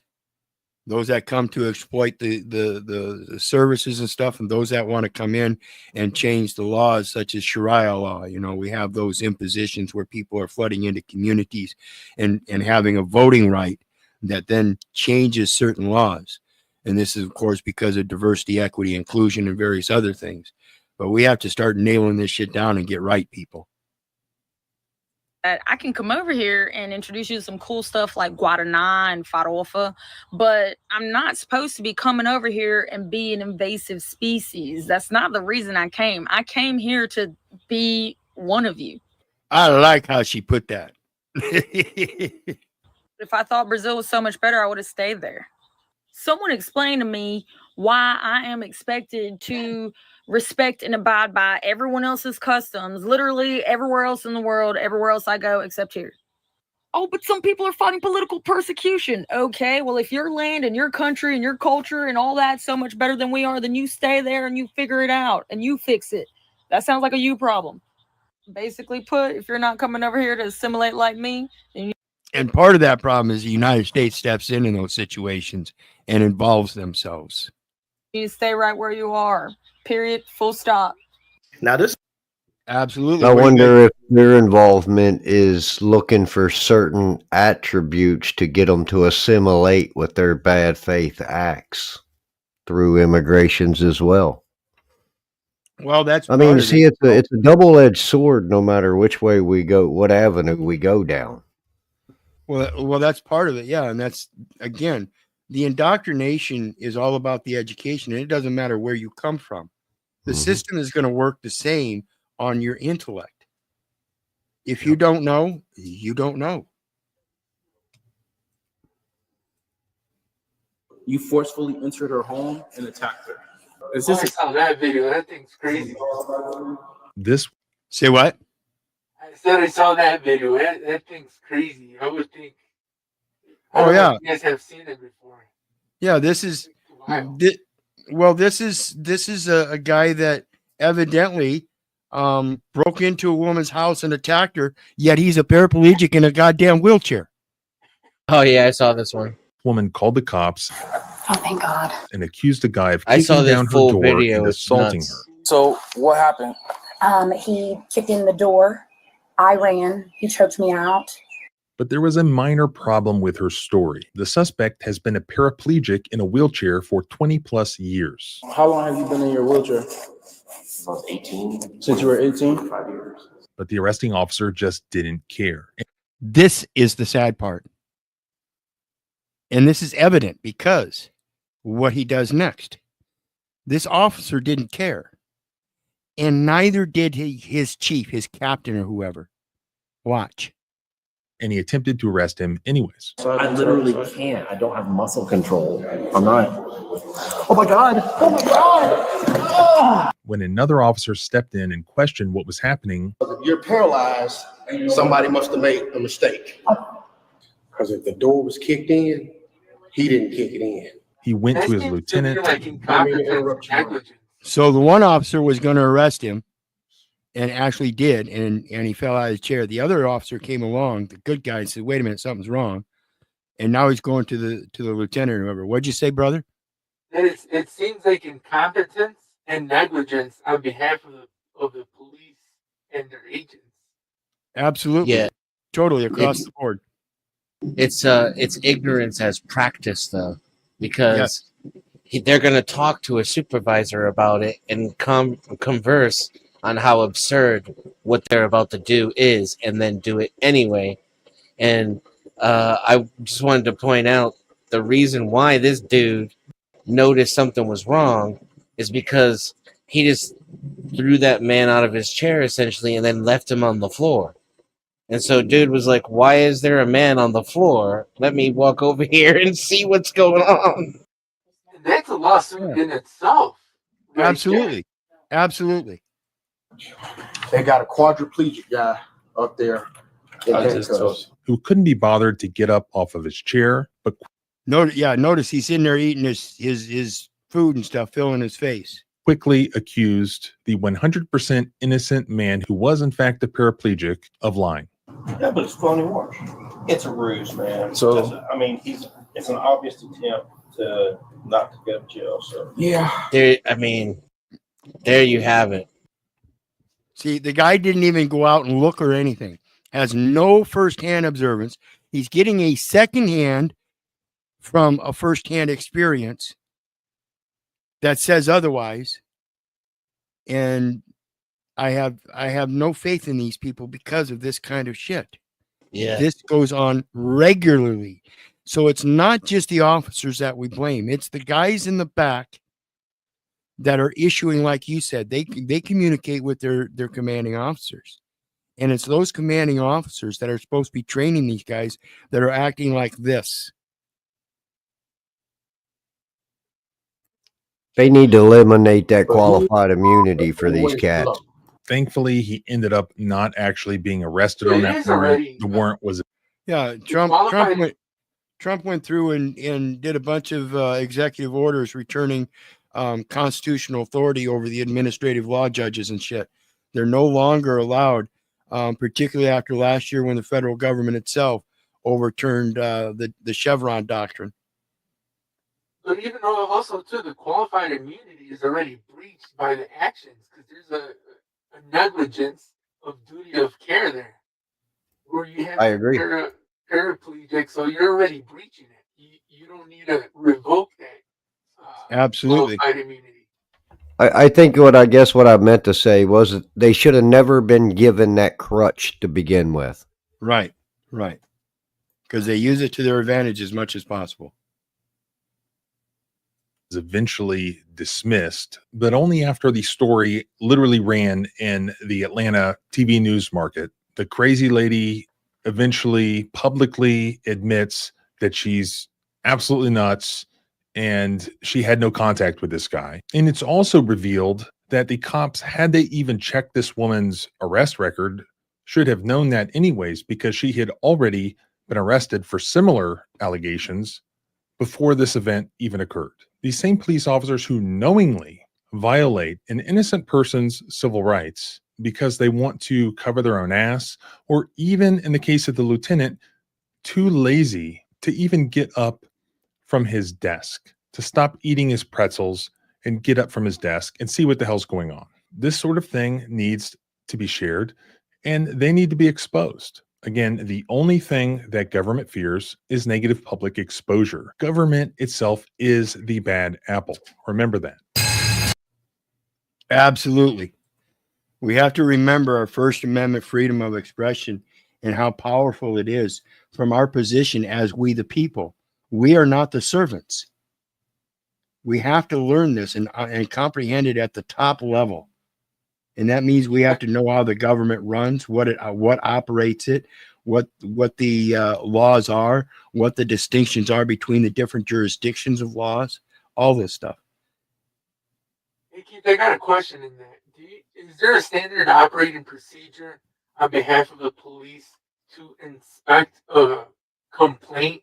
Like for this one, it was a false complaint where they didn't do their due diligence and fiduciary duty to look into the complainant, the lady, which has filed previously false complaints, if not the same type of action. And that's police negligence. Right, and that's part of their duty, both at the level of the police and the prosecuting attorney, as you spoke of earlier, as being part of this thing that mechanizes all of this corruption. The prosecuting attorney is required to do what's called a pre-investigation, preliminary investigation, where they're supposed to investigate both the plaintiff and the defendant and their capacities to be sued. In other words, their identities. So again, it goes back to that identity, and people refuse to understand what it's all about. Yeah, either a grand jury indictment is needed, or the prosecutor is supposed to prove to a judge probable cause. Yep. And that requires some pretrial investigation. And, it falls it becomes the burden of the police in the way that the system is now. But that's because the prosecution and the police are the same entity, essentially. There's no investigation into whether or not the police statements are accurate. It's right. It's all just representative of the same entity, which is the state. Right. And if they were done correctly, we'd find out that the police statements aren't accurate in form. They're supposed to be affidavits, handwritten affidavits, not a piece of handwriting witnessing. The perjury. Yeah. Handwriting witnessing on a form from your internal administrative operations about the events, but an actual testimony. Because none of those officers will get on the stand and actually testify to the truth. They will only give testimony according to what they wrote in a complaint. Statement. Right. Yep. Do you understand if you get out of the vehicle, you will be arrested for disobeying a lawful order? So the reason I pulled you over tonight is because your tag lights are out on your license plate, all right? Tag lights are out? Yes, sir. You mind if I check? Afterwards. Afterwards? I can't check right now? Not right now. Why not? Yeah, why not? Seems to be a maintenance issue. And if I've got the bulbs to fix it right now, I can fix it right now, right in front of you, while you're writing me a warning ticket as a fix-it ticket. Otherwise, this isn't a lawful traffic stop because there's no traffic violation. It's an equipment violation. Because I'm telling you, you can't. I'm pretty sure it's my right that I can check if you're saying that my light is out. I am telling you to stay in the vehicle, which is a lawful order. Because I do not want you out of the vehicle right now. That's not. But you're not on a lawful traffic stop. You're only on a vehicle maintenance equipment failure. And under those laws, he is absolutely right. He has the right to check the maintenance because if you're giving him a maintenance thing for a tire and it's dangerous, he needs to get out and make sure that he's not going to be, harming himself. Same thing. It's all safety when it comes to the maintenance of a vehicle. Well, I don't know what the lights have to do over the license plate when it comes to safety, but that's what what jurisdiction they put them in. And though facetious as it is, it's really just so they can identify the plate and read the plate. It still falls under the maintenance laws for a fix-it ticket. So it's not a traffic stop. So there is no violation. So you have no authority, yet you're posing authority. These people are stupid. That's not a lawful command. I am telling you to stay in the vehicle now. Do you understand if you get out of the vehicle, you will be arrested for disobeying a lawful order? What's the lawful order? All right, do you have your driver's license? Call your supervisor Yeah, what's the lawful order? And then she doesn't want to answer. down here. You saw me take my driver's license out. Call your supervisor down here. Let me have your... Call your supervisor down For here. what reason? I'm requesting a supervisor. It is your policy to get your supervisor out here when a citizen requests a supervisor. For what reason? Thank you. For what reason? Do you understand if you get out of the vehicle, you will be arrested for For what reason? It doesn't stipulate that there has to be a reason. Look them up. I would have said for the master telling the public servant. Yeah, That but would have been my reason. Yeah, but you get yourself in trouble for things like that. You know that. One day, maybe. But today, we're still dealing with egos, and they pull tasers and guns out on you. 13 have the complete right to make their own decisions about their mental health care. Parents don't have a right to have notice. They don't have a right to have consent about that. Look, if you want to keep losing elections and have the general consensus be that most of you need your hard drives checked, keep messing with our kids, dog. As a father, my most important role in this entire world is to protect my children. Now, you telling me that at 13 years old, I shouldn't know what's going on in my kid's life or have any damn say about it? My guy, y'all are on your way out, and you've done this to yourselves every step of the way. You literally hand Republicans the elections because what you say is so insane. Keep talking though, because it lets us know exactly who we need to weed out of the system. You're doing a great job and we appreciate your service. People who think like you should not be in positions of authority. What's your take on this? Do you agree with me or do you agree with whatever the hell that dude was? Let me know in the comments. Kids. What do you guys think?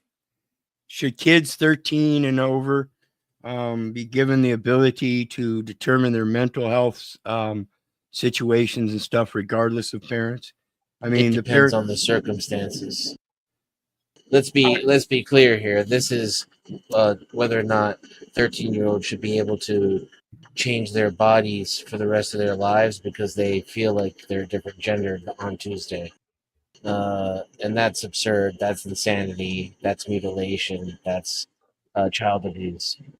But I could imagine a 13-year-old who is fighting for their independence and who's in a really bad situation with extremely abusive and retarded parents that are beneath him or her, both intellectually and morally. And I'm also struck by the fact that this clip is taken way out of context. Like, is this guy just reading what the law has become, or is he advocating for the thing he's reading or saying? Yeah, I kind of wonder that too, but the concept still remains, and it's a very plausible concept. And like you mentioned, there are reasons. We saw a video earlier where the young boy and his sister sibling were both speaking truths that obviously mom didn't realize they could see. And so when it comes to people like that, their mental situations are very much in their hands. Right. So And so these public servants that are supposed to be the good guys, wouldn't it be psychological warfare to use a 13-year-old child and try to manipulate them that they have this power and authority that they don't have? Well, absolutely, and that's why we're talking about this stuff. See, the people that are in these offices, it's just like that little boy and his sister we were just talking about. And those are the kind of people that we need, but we don't have them. We don't have people like that in the office that says, well, maybe if we quit going on all these trips, who was it, Tiffany Henyard, and spending all the people's money illicitly, Tiffany Henyard, maybe we'd still have a job, Tiffany Henyard. And that's. Did she ever get indicted? I have no idea. I don't think it's going to be for a while. It's one of the stickiest situations I've ever seen. I can't believe that the people of Chicago elected her not just for one a township, but for another thing at the same time, and they all agreed that she was doing a good job. And then even though the corruption came out and all the people that were against her, she still has all these amazing amounts of supporters. It's just amazing me. That whole story is just profound. Are they controlling all that with the algorithms through the intranet, though? It ain't, not everything's always as it seems. Well, I just don't see. I mean, she's nothing near Kamala Harris. Mm-mm. So I don't see how anybody is actually supporting her. I think this is Tiffany Henyard herself. Right. But it's systemic throughout the system. If it's not Kamala Harris, it's a Tiffany Henyard. Wherein they're showing that it's looking like they have all this support, but it's not actually support. It's just showing the power they have to manipulate the numbers through the algorithms in the intranet. Well, whatever it is, they seem to get some kind of amazing support, even though it's never going to work out for them, as you see. But it still puts the people in a bad position. And that's why I say we have to understand as the people that position and how to improve it ourselves. And the only way we can do that is by stepping up ourselves. My people are destroyed for lack of knowledge. Therefore, the key to it is the knowledge, and that must be there for the benefit. Take advantage of the benefit, and don't believe me. Don't believe the neighbor. Don't believe the government. For crying out loud, don't believe your mother. Do your research so you know. This guy spends 44 years in prison, and the two women who lied about him show absolutely no remorse. Back in 1977, Vincent Simmons was just taking a walk through a park when police arrested him out of nowhere. He was taken, along with 6 other men, for a lineup, and tragically, he was the one the girls picked. Turns out, 2 14-year-old white twins, Karen and Sharon Sanders, had claimed that a black man had assaulted them on a remote back road. They said they met a black man at a bar while hanging out with their cousin, Keith Laborde, and offered him a ride. They claimed that after getting into the car, the man pulled a knife, forced them into the trunk, and then attacked them. And despite Simmons having an alibi backed by multiple witnesses, he was still found guilty. In the end, Simmons was sentenced to 100 years in prison with no chance of parole. While locked up, Simmons never stopped fighting to prove his innocence, but every request was denied. It wasn't until 1993, 16 years later, that he finally got copies of the hidden documents. Those files revealed shocking facts. Medical reports showed Sharon Sanders' hymen was intact, and neither of the twins had any bruises or signs of physical assault. Imagine that. And these two women sit up here and pose that they're still innocent. These are heinous, vile creatures that got lucky in a popularity contest because they were white and their victim was colored. Real story? The twins lied, trying to cover up inappropriate behavior with their cousin. Finally, in 2022, at 70 years old, to cover up their inappropriate behavior with a cousin. Imagine that. Probably from Arkansas or something, huh? Vincent Simmons walked free. No apology, no compensation. Only his lawyer, Justin Bonus, gripping his hand and telling him, "Free, man. You free, brother. You free." Meanwhile, the people responsible for stealing nearly half a century of his life said, "We still have our anxiety. We still have our depressions." No, that's your insanity. That's what your anxiety is. It's your insanity. Your willingness to bear false witness, to cover up your own heinous bullshit. Pissed off they didn't get what they wanted. They're little children, and they don't know how to fucking act. 60-year-old women won't stand up to their responsibility, to their lies, to their destruction of another man's life at their whim. See, I'm sorry, man. You look at that right there and how detrimental that is and has been for men in this country for a very long time. Think about that one. They've destroyed a lot of people's livelihoods and how they provide for their families. So they have literally flipped their worlds upside down with these types of behaviors. Yeah, and that's why again I'm impressing the importance of the family foundation. Keep your peckers dry and keep your pussies closed. We still have our fears. Sometimes, and not just a woman, but anybody, when they play the victim, they go through life and they tell everybody around them how they're a victim, they're a victim, they're a victim. And then everybody around them creates this ecosystem. This guy deserves $10 million more for 44 years of his life. And these two women should go to jail for what they've done. This guy's... Absolutely agree. What about you guys? I agree 100%. I think he should. I think the individual should get to decide, to be quite honest with you. If it was me, yeah, you can spend 40 years in prison, both of you. Just because you got to do it at the end of your life, I don't give a fuck. But I think the exposure might be correction enough when the whole world, you're now exposed to the whole world and you brought such disdain to your family, well, you're let alone the bloodline. You're lucky enough that if you do spend the rest of your life in prison, you're already 60. I doubt you'll be able to live to 100. So probably 20 years. You're still only going to serve half the time. You can go to prison. You know what gets me right now? You know what they do to people in prison that, the ones that they say fuck with little kids and stuff? Well, what about these people that manipulated all of these children to shape and form these young men of tomorrow?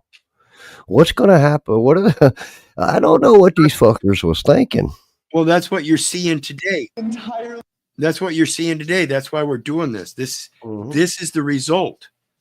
I beg you, people and government of the DPR Korea, for your forgiveness. Please, I have made the worst mistake of my life. This morning, 21-year-old Otto Warmbier is behind bars in North Korea, sentenced to 15 years in a North Korean prison with hard labor.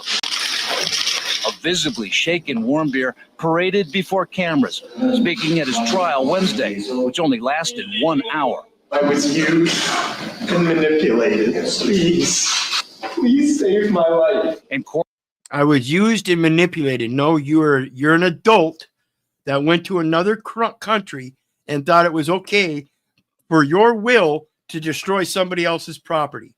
They have different laws. You have to abide by their laws. You have to assimilate to their society. You can't cry and whine that you're an American and that you should be subject to American laws. You broke their laws, not American laws. Quit crying.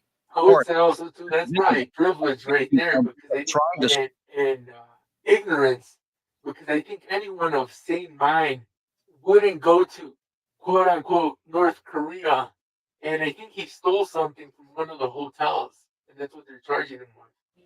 And that's, I don't understand how someone of a sane mind would go to a communistic country as of North Korea and do such heinous act. Well, not heinous act that they would view as heinous. Right. Well, and that's, again, it goes to the morality of the individuals as we're raising our children. We have to understand, we have to import our moralities, if they're good morals, into that younger generation. That's what's not happening. And yet, I mean, when I saw that young man's body language there, I mean, for someone, because I think I remember a little bit about that situation.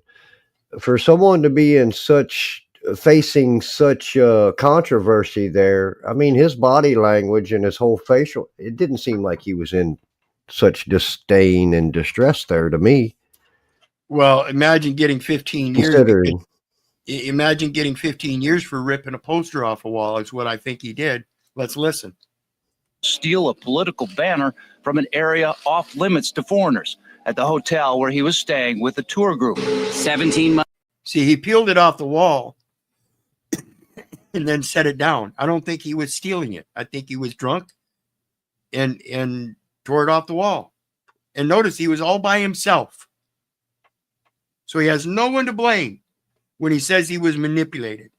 Months later, Warmbier was carried off a plane on U.S. soil, unable to walk, talk, or respond to verbal commands. Today, just 6 days after that, Warmbier died.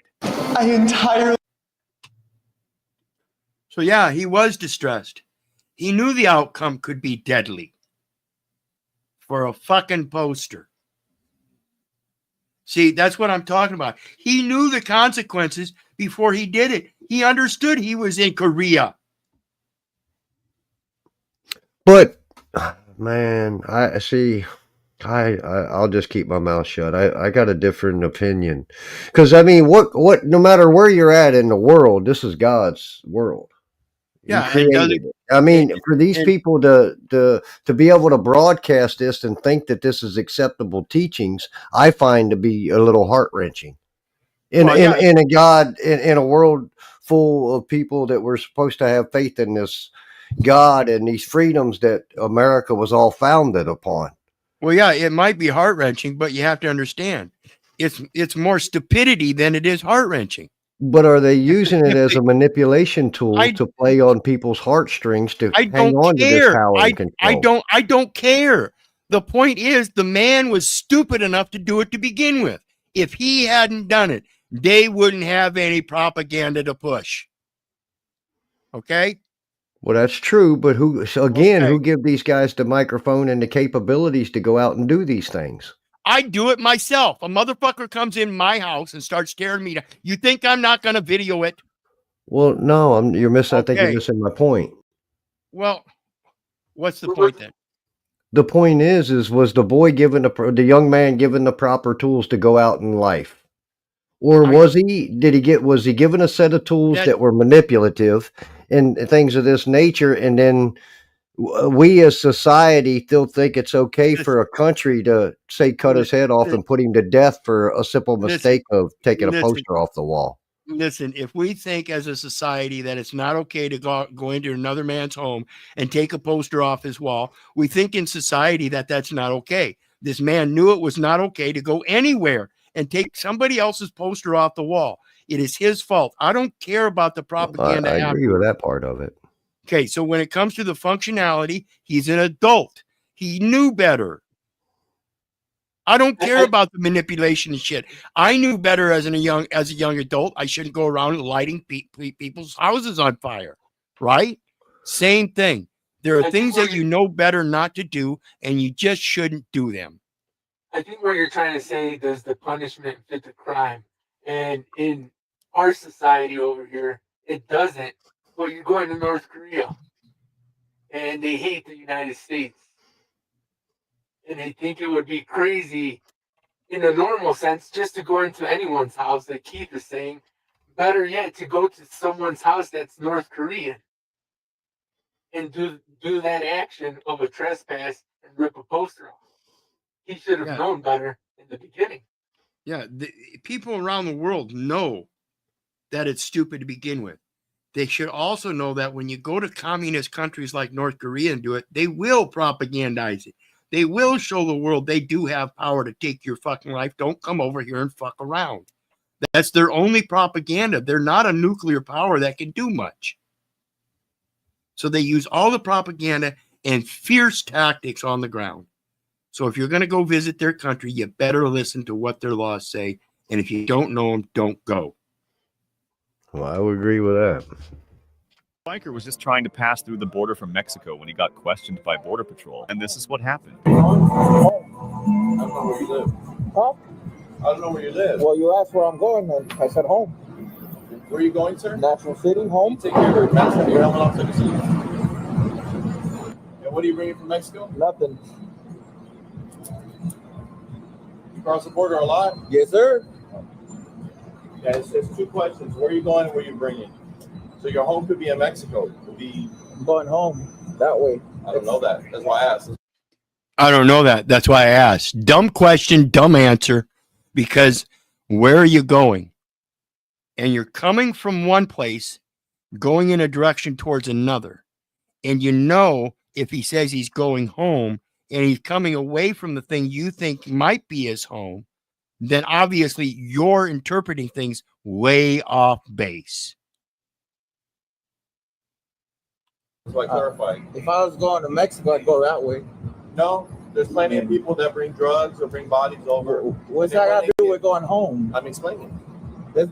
Yeah, I'm explaining. Okay, cops explain some more how somebody on his way going home into America from Mexico is going to transport drugs and bodies and stuff. Then where are they on this motorcycle? You see, these people are totally stupid. But pay attention to what this guy says. He's going to give you a clue. That's not explaining it. You said, where am I going? I said, home. I'm coming into the States. There's plenty of people that bring stuff over. Yeah. And then when they get caught and they face prosecution, and then it goes away. And they face prosecution, and then it goes away. Is he telling you something internal that he knows? Because I didn't know if you got prosecuted, it just goes away. It's never gone away in my case. Seems like a lot of false police reports then, or some type of error. Yeah, it sounds like maybe he's making a lot of false reports, and that's why they go away. Yep. So pay attention, folks. These people tell on themselves. If you just use reason and logic to think about what they're saying, they rat themselves out. Judge Dugan. He's telling them, look, Charged with two. it don't matter what you did or didn't do. What matters is what I say you did. And by the time anybody figures out that it's bullshit, you're going to have been put through the ringer. I'm going to ruin your day, maybe your month, maybe your year, maybe your life in some circumstances. And I'm going to get away with it. Yeah, and I'm still going to collect my check. And I'm going to do it again tomorrow. And get a raise. Federal counts where she was essentially helping a violent person here illegally to escape the courtroom. She's being charged with 18 U.S.C. 1505 is obstruction of proceedings before departments, agencies, and committees. And 18 U.S. Code 1071 is concealing a person from arrest. Go along with it considerable jail time and fines, upwards of as many as 5 years for one of the counts that you could be imprisoned. And let's remember, she got the guy out the back door, and then he was caught pretty much immediately after. On not only a failed attempt, but a very short-lived failed attempt. I mean, the guy had minutes. Judge.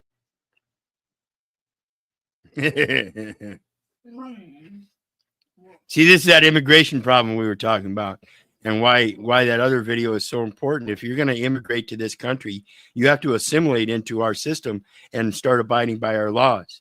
So if you want to go to Korea and you want to stay there for a while, even in your temporary stay, you still have to assimilate because you are immigrant in capacity.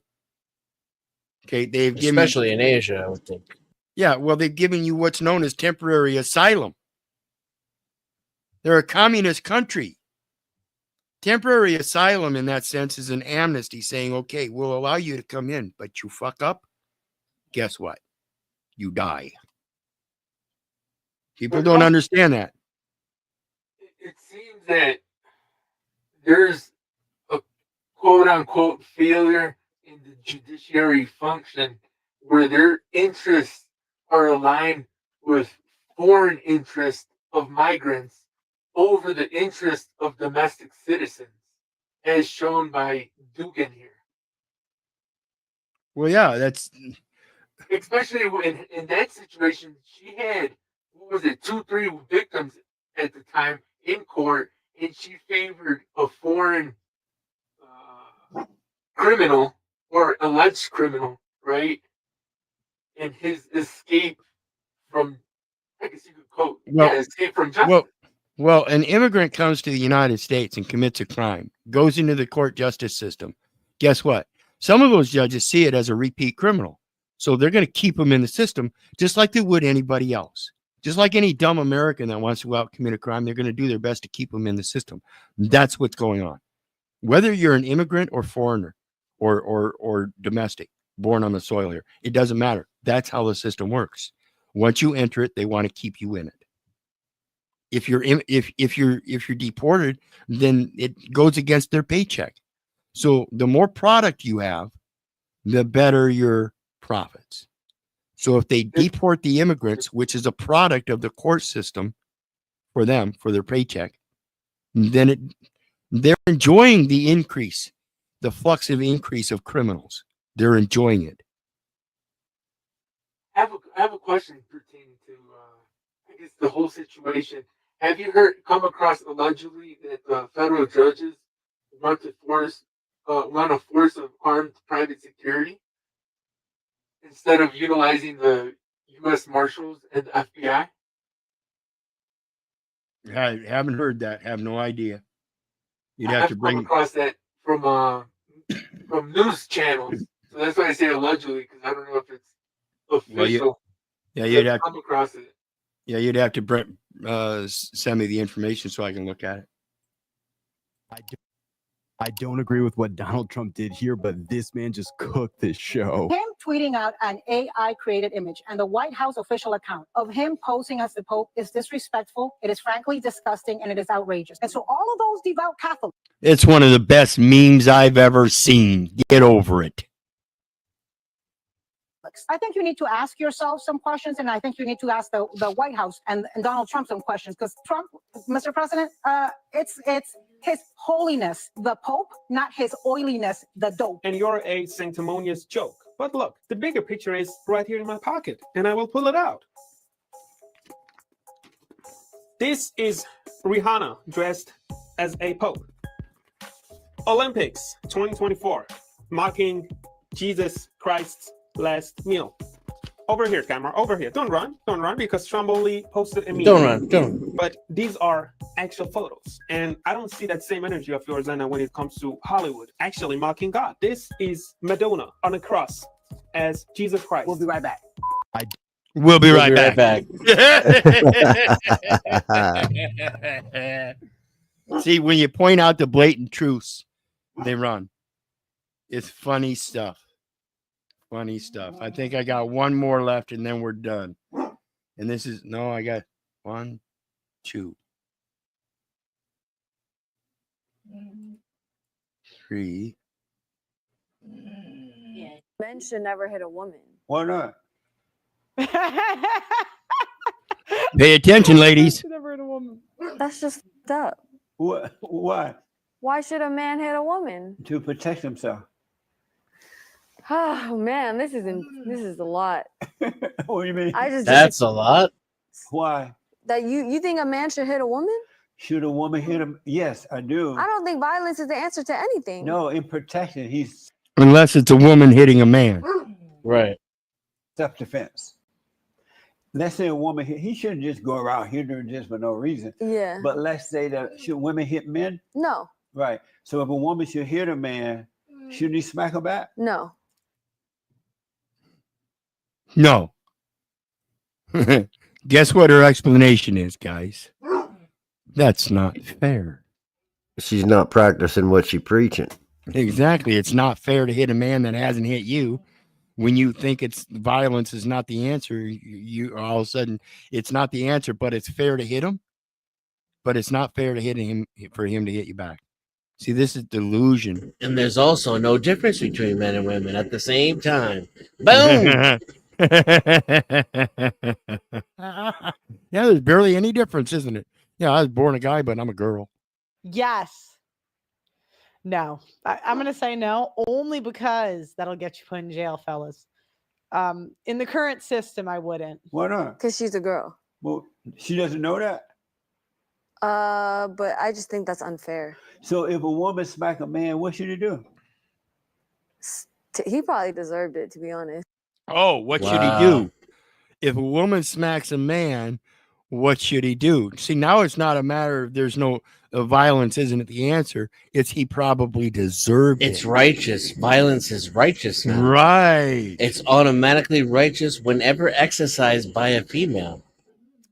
Funny stuff, huh, folks? Against a male, of course, because we can't go around assaulting other women. That's a crime. Yeah. What? Women, man. Yeah, you want to play this game? Let's go. And doesn't she deserve to be smacked back if she should No, hit him? she's a girl. Guys should not hit girls. But girls You want to play this game? Let's go. Okay. should hit guys. I never said that. No. But if they do, the guy should smack them back. No. Why not? Because guys shouldn't hit girls. Why?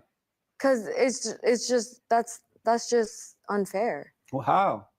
Because girls are tender and Oh, they're tender when they're tender when they're beating the shit out of you, huh? And Yanking on your hair manipulative. and sticking their fingers in your cheek and trying to rip your cheek wide open and scratching with their fingernails, trying to gouge your eyeballs out and stuff. Yeah, okay, come on. She obviously Beautiful doesn't watch creatures should not be God in sports. But don't they know that before they hit the man that they can't handle it? I don't know. I have no idea. I don't know. I have no idea. Well, you had a No, lot I'm to say about it stupid. before. Yeah, you had a lot no, to say. I don't know. So if she smacked him one time, for example, and he smacked her back, wouldn't that send a loud message? You can't be treating me this way. Just stop. I don't think the guy should ever hit the girl. I don't think the guy should ever hit the girl. She doesn't care about the consequences and the reward effect of having that violent stop if the man smacks her back, knocks some sense into her, so she doesn't do it again. She doesn't qualify that effect. She just ignores that. I just don't think it's fair. Really? Yeah. Not even to protect himself against it. No. What does he protect? What if she's got like a knife? Can he do it then? No. Yeah, a woman come up to me with a knife, I'm going to take that knife and I'm going to smack the shit out of her. Yeah, no, with a knife, somebody's getting Because hurt. men should never hit a woman. What do you mean this way? Just stop. No. Yeah, it's that life lesson that we see going on that people don't learn, that they absolutely need. And I am absolutely not afraid to dish it out. My natural instincts tell me to do that. I don't need to stop. Say, wait a minute. Let me go look up the law to make sure I'm not going to get arrested for assault before I smack the shit out of you. I'm just going to smack the shit out of you. He's a human being just as she is. Right. And no one should treat each other that way. Yeah, violence is never the answer. Right. That's what I think. Have you ever smacked a guy? Yes. Yeah, I agree. Takes this long to think, and watch what she says. These people lie, and they expose themselves through their lies. She's coming up with an That's the excuse. look if of it's someone taking who's that beat long. the shit out of her ex-boyfriend. Yeah. Oh yeah, I can I tell. don't think so. No, yeah. Oh, yeah, I Because can men tell. should never hit a woman. Why not? Yeah, she's hit. She smacked a dude before, hasn't she? Yeah, You because guys- what she's telling you 100% is that her principles have nothing to do with not hitting a guy. So the likelihood that she hasn't ever is very, very, very low.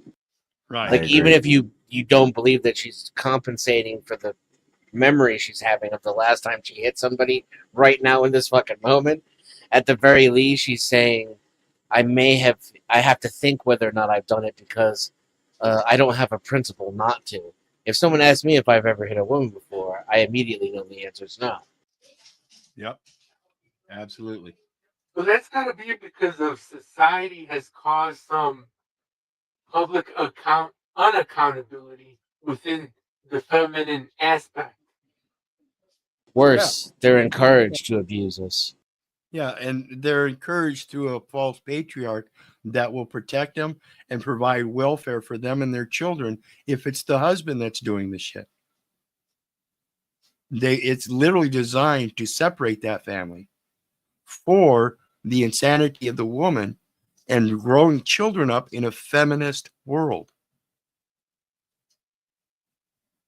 I don't know if you guys have ever come across a quote, but I think it's powerful. A man will sacrifice his happiness for his family, but a woman will sacrifice her family for her happiness.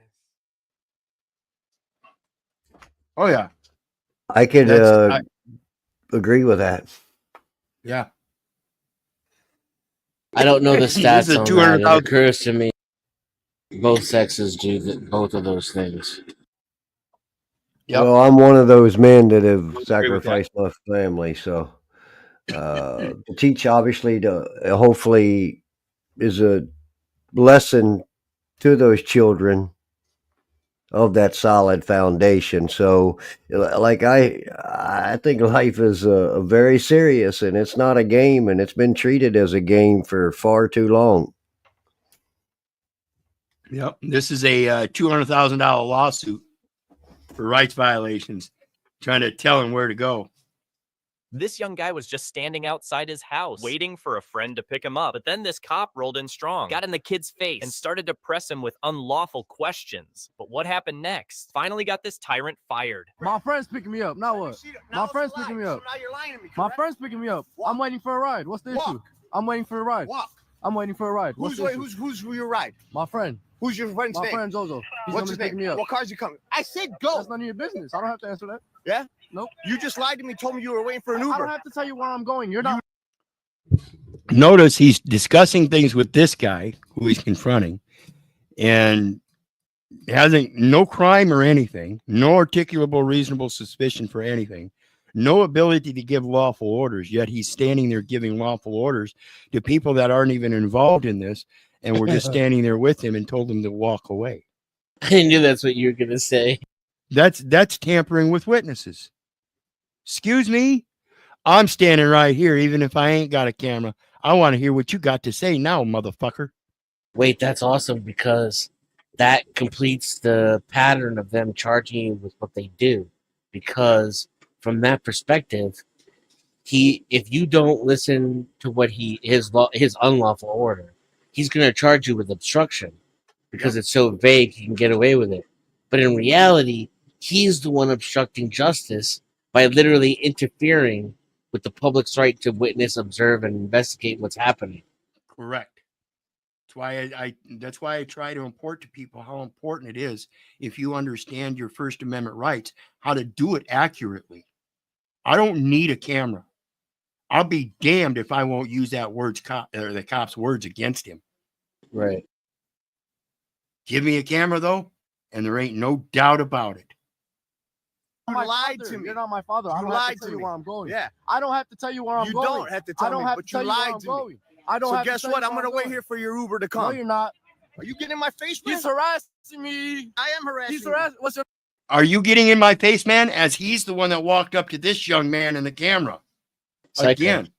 Yeah. You can't sit there and say you're afraid of somebody when you're the one that walked up on him. You can't sit there and say that somebody got in your face when you walked up on him. Okay? So when the cocksucker whips out his fucking gun and shoots you for getting in his face, you know, that's on you. Cops are not immune to insanity either. Go ahead. It's gaslighting when they tell you that people like this just need more training or need to learn more education. This person is a psycho. He has emotional and mental issues. He's not qualified to be given a monopoly on force. Correct. He can't Who is the handle it judges? emotionally. Who's the judges that continue to let this type of behavior run through that circuit? Yep. They work. They're the ones who are actually responsible. Yep. Mm-hmm. And the Supreme Court in this country for at least the last 70, if not 100 years, has been carving out a constitutionally legal police state simply by, ruling against the Constitution repeatedly, creating false law with their rulings and creating the environment where the police are allowed to get away with this. And what's interesting about it is if you read the complete rulings, there's been a deliberate push up against the possible theoretical limits of the Constitution, right? Like, if we were to read it as unfavorably as possible for the people and for freedom, what could we possibly twist it to in our wildest imagination? And that's how the Supreme Court's been ruling for the last several decades. But I think the Constitution, in my opinion, is very easy young guy to was just- understand. It's a contracted, outmixed benefit system. Your word is your bond. Yeah, but I can fudge the Well, details. I wouldn't say it's unfavored rulings. It's just rulings that are towards the public capacity. And most people are not operating in a public capacity, but private capacity, in which the police officers don't know that, and they do unlawful conversions of those capacities. Because all those rulings that you're talking about, that's all for public capacity operations. Look at Terry v. Ohio, for example. That is a judge trying to manipulate every single word of the Fourth Amendment in order to make it okay for that cop to get away with what he did. See, the unconstitutional illegal acts of the cop occurs first. Then it gets to the judge who's going to side with the cops no matter what, because he himself is a pig and endorses the police state. Now he's going to be the author of the police state. And so now he has to read the words, which clearly tell Let me ask him a question. Are you enforcing statutes? what? In that specific circumstance, are we applying statutes To what? to the incident? I mean, it's beyond that point because the statute is why the person's being stopped to begin with for a traffic violation. So then we're moving upon the principle that that man is operating in a public capacity, performing Which functions man? of public. Who's ever being accused, the defendant, in that case that you're If specifying? driving in your car from one place to another is a public capacity, then sure. So if you said driving, so then now you're operating as an employee doctrine or master servant doctrine, and whatever the master Now you're trading each other's time. Yeah, well, and you're getting into the semantics of the word without listening to the context of the thing here. We're not going to worry about whether it's statutory. He's talking about the constitutional elements that they're violating, and they're supporting each other in those violations. It doesn't matter by what code. It doesn't matter by what code. That's what I initially said. That's why I said the private capacity, and they're doing an unlawful conversion into the public capacity, which the public capacity would be performing the functions of public office, right? As a trade or business. Right. And And that's the issue is that we're misclassifying and misapplying laws to private capacity man. right. And that's that First Amendment violation I always speak of, freedom of association. They're automatically associating everybody as if though they're a state employee because everybody has a state ID or a driver's license. Gaining consensus through the regulation of commercial and governmental activities is definitely a tactic that the government uses. But at the point of these rulings, we're well beyond this consideration. This is all about prying into the private lives of individuals, and they will misinterpret, find any word they can in the Constitution and deliberately misinterpret it in order to bend it around what the cop already did. Right? That's the point. Like, the incident has already occurred, so we already have the facts, the circumstances, etc. Now it's the judge's job to bend the law around that, to create a shield of immunity around that. And that's how they move what's legal for the police to do over the course of a few decades. And now that we have a legalized, constitutionalized police state. Yep. Hitler's willing executioners. No, you're not. Are you getting in my face? He's harassing me. Yeah, I am harassing. He's harassing. What's your name? Right there. You got it? Yep, I got it. Hands up. Hands up. What's up, bro? Hands up. Really, bro? Get down. I ain't got no on me, bro. Get down. I ain't got no on me, bro. Wow, he pulled his really, gun bro? out. Look, this is my house. I'm right in This front of guy's my a house. terrorist. He pulled up on me on bullshit. Look. Fired. Absolutely. Absolutely. Charged with the crime, though? See, this is the problem. Yeah. And then I agree. And then not given immunity when charged with that crime and free defense from the state that is the violator to begin with. Yep. Total agreement. Needs to be some further education, better training, and some absolute consequences and punishments in many cases. There was a cop that was in a situation, a life-threatening situation, or some kind of exacerbated emergency situation, and an innocent person, I think it was the person who made the call for help to begin with, came up to them abruptly, startled the cop. The cop shot that person. Yeah. She died. And due to that, I looked up the laws regarding just taking your gun out in that state. And in many states, it's illegal. That cop just taking his gun out is a crime. Yep. Even if he's a cop. It's a force of threat. Aggravated assault. Yep. I had a weapon. I told you I do. I also told you that I am legally able to carry a weapon in an open carry state. Where is not? Where is the weapon on your person? The weapon is in my waistband. Don't reach for anything, sir. I don't want any quick. I don't want any quick. I do apologize. Please sir. don't do any quick moments. I'd hate to have this go another direction. That I agree with. That I agree with. You can understand some concern there. But other than that, I don't see what this harassment is about. It's about you're a man on an island wondering why we're asking for a man on an island. We're looking for a man on an island. There's that damn ambiguous description again, man. We're looking for a man. Of the people, Yeah, we're looking. Yeah, we're looking for a man on an island, and there's a bunch of islands because they're at a parking lot.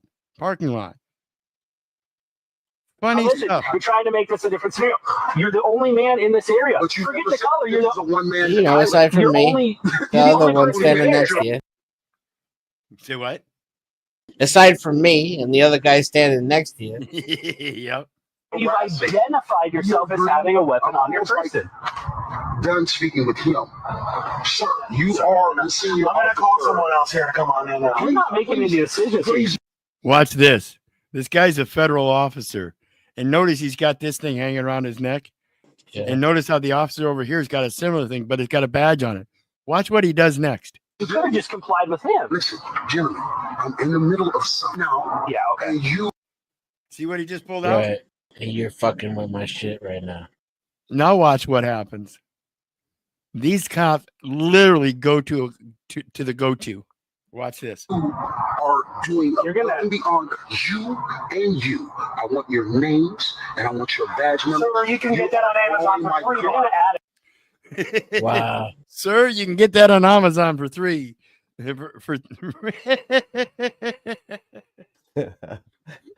Wow, he's wearing one. A ton of more charges. Impersonating an officer. You can get one of these for please. See? He's wearing one himself. Fucking clown. Stop. We're gonna add a lot more charges to this. Can you? This is almost like a Monty Python sketch. That's like the police have become that much of a caricature of themselves. Well, yeah, it's worse than the Keystone Cops now. Yes, man. Officer Johnson. Okay, sir. Thank you. That's kind of what you're seeing right now with the federal system and the judiciary, if you think about it. And with Dugan, except this is on the street. Well, evidently there's something that tells that officer that this is a real badge because he read that badge and he exited the conversation real quick. Change this soon. Right, come on, please. Sir, have a great day. I apologize that we broke your operation. Yeah. What the hell's going on? We're going to go. We got to go. What the hell's going on? We're going to go. We got to go. What the hell's going on? You were harassing a federal officer with no reasonable articulable suspicion. And he was going to get you fired. All right, I got one more to go, guys. One more. We're on our last one. Pay attention. Imagine if we lived in a world where the citizen had that kind of power over the police. Yep. You know, the one they say we do live in. Well, yeah, you know, the state where the people are free. Driving his sons home from a football game in a brand new car he just recently bought, when all of a sudden he gets tailgated by reckless drivers. But those drivers were actually the cops, and they pulled the guy over for no reason and started to press everyone in the car with their unlawful demands. But when the father stands up for his rights, check out what the cops do. Y'all driving aggressively and right up on my butt, and then you snatching it. Oh, so you think you snatch my ID, right? For what reason? To identify you, because it's a lawful driving stop. That idea is so damn important, isn't it, guys? You understanding why? It already convicts you as a criminal of the state because you're doing things that you don't have the authority to do because you're not actually a public official or agent by contract or oath. You're not able to perform the functions of public office. Vehicle comes back unregistered. Not qualified, excuse me, not qualified. You are able to. but you're not qualified. That's why. It's a brand new car. I just bought this car. All right. ID on you, boss man? No, you ain't taking my son's IDs. You got nothing better else to do. You asking my 16-year-old for he don't have. I have the right to do that. No, you don't. Well, yeah, you got the right to ask, but he ain't going to give it to you. And knowing that he's 16 and he's in the presence of his father, now you don't. Yeah. Now you can't even ask. Whoa, a word. Have ID, and these do miles doing in the back seat. I have the right They to got a ask student everybody ID. I have the right to ask everybody. in the car for their ID. No, you don't. Again, those are two children in the presence of their father. You can't require them to ID at all because, again, that ID is a state ID stating that they're a resident. And you can't be a resident, a federal, state, or municipal officer or agent whose resident presence is deemed necessary by the board until you're of age of majority. Where's the safety and concern for the children in the car? It's not to be ringing here. You don't run the city. I don't think run they the have any city. safety concerns. They just use that as an excuse all the time. Oh, yeah, that's their go-to, the safety concern. And that's that eminent domain for the good of the common person in public. He has my ID. He snatched my ID out my hand. All right, cool. Well, So what else we need? hey, just so you know, you have spike strips underneath your tires. So if you try to take off your Putting spike strips under their tires now. Traffic stops. Get the spike strips out. We got to make sure if he gets away, he's going to have flat tires. He ain't going to get too far. Didn't he just say he bought the car? Yeah, he just bought the car. It's a brand new car. And this is the mentality. They come upon everybody and automatically assume that they are a criminal and will treat you as a criminal. And that's it. They do not have any respect for you. And watch this. Spike strips. Yep. Are you kidding me? It's simple, man. Here's the deal. No, I'll show you my registration. Listen. Open the glove box. Yeah, grab the registration. Listen, we'll just give him the ticket and be done with this. It's no ticket. I thought it was a new car. So what did they teach me? What?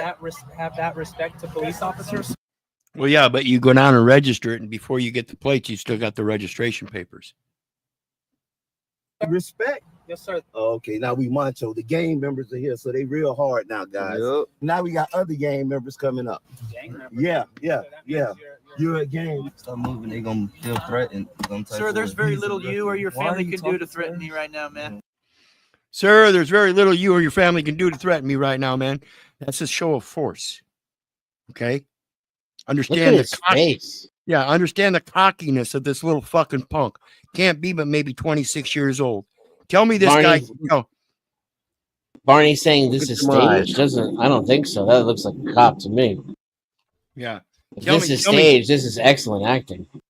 Yeah, tell me where you're 58 years old and you think it's proper for a 26-year-old tyrant to tell you what you can and can't do.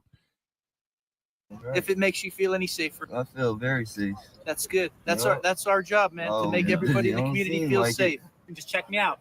Please don't walk yourself into jail now. We're not Walk trying to take you to jail. But understand this. If these officers want to, they can take you to jail.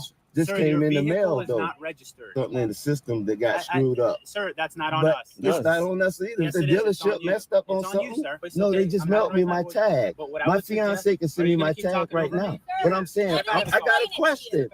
I got a question. He's trying to explain something to you. Come over here. Okay? All right. The next step is putting you in handcuffs and taking you to jail. Put him in handcuffs. This father was. See, and they talk about us respecting them, and they show us no respect. Oh yeah, the federal agent video absolutely could have been faked. It looked like it was edited too. Yeah. Yeah, and that's But- fine. I'm But just bringing. that doesn't surprise me at all. But this one, if you had told me this last one was fake, that would have screwed with my perception of reality. I would have demanded some evidence. Yeah, and understand a lot of the videos that we will review might be fakes, but what we're doing here is going over the insanity and the context. The context of the one that you're speaking of that might have been fake. The great context is that it's not it's not an impossibility that a cop comes up against a federal officer and treats him like a dick, right? And I've seen that before too in Miami. Yeah, and where he'd grab the badge though and be like, "You can get this at Amazon." That's when it started, you know. Right. Well, I seen another one where they had a black, I think he was a CIA officer, if not FBI, down in Miami, and they did the same operation to him, and they were So that one wasn't staged, but it was just a rumor that he was a federal agent. He was just a regular dude trying not to be harassed. Right. Yeah, I know what one you're talking about there. And we have to understand, again, in the context of this stuff, I would never even pose as a police officer to try to show some authority. Because in my view, they're the ones that don't have authority. If you understand the way the law is written, they can only enforce what is written. And according to what is written, even in their policies, there are certain processes that they have to follow that they don't. The very first part of that process, even when you get to court, is that the identification must be absolute. Well, guess what? Yeah. They're using that state ID that everybody subjects themselves to and tells me that they don't know themselves. That's that identity problem. So even in the transgender and gay and all this other stuff and the identity problems they have, the majority of the population still has an identity crisis because they're still subjecting themselves to that state IDs. This is something that we should have figured out eons ago.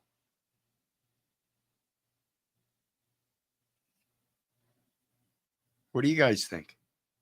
I wanted to say they could only enforce what is forfeited, and therefore there's reasonable articulable suspicion in order to determine if there has been a right that has been forfeited by trespass to another.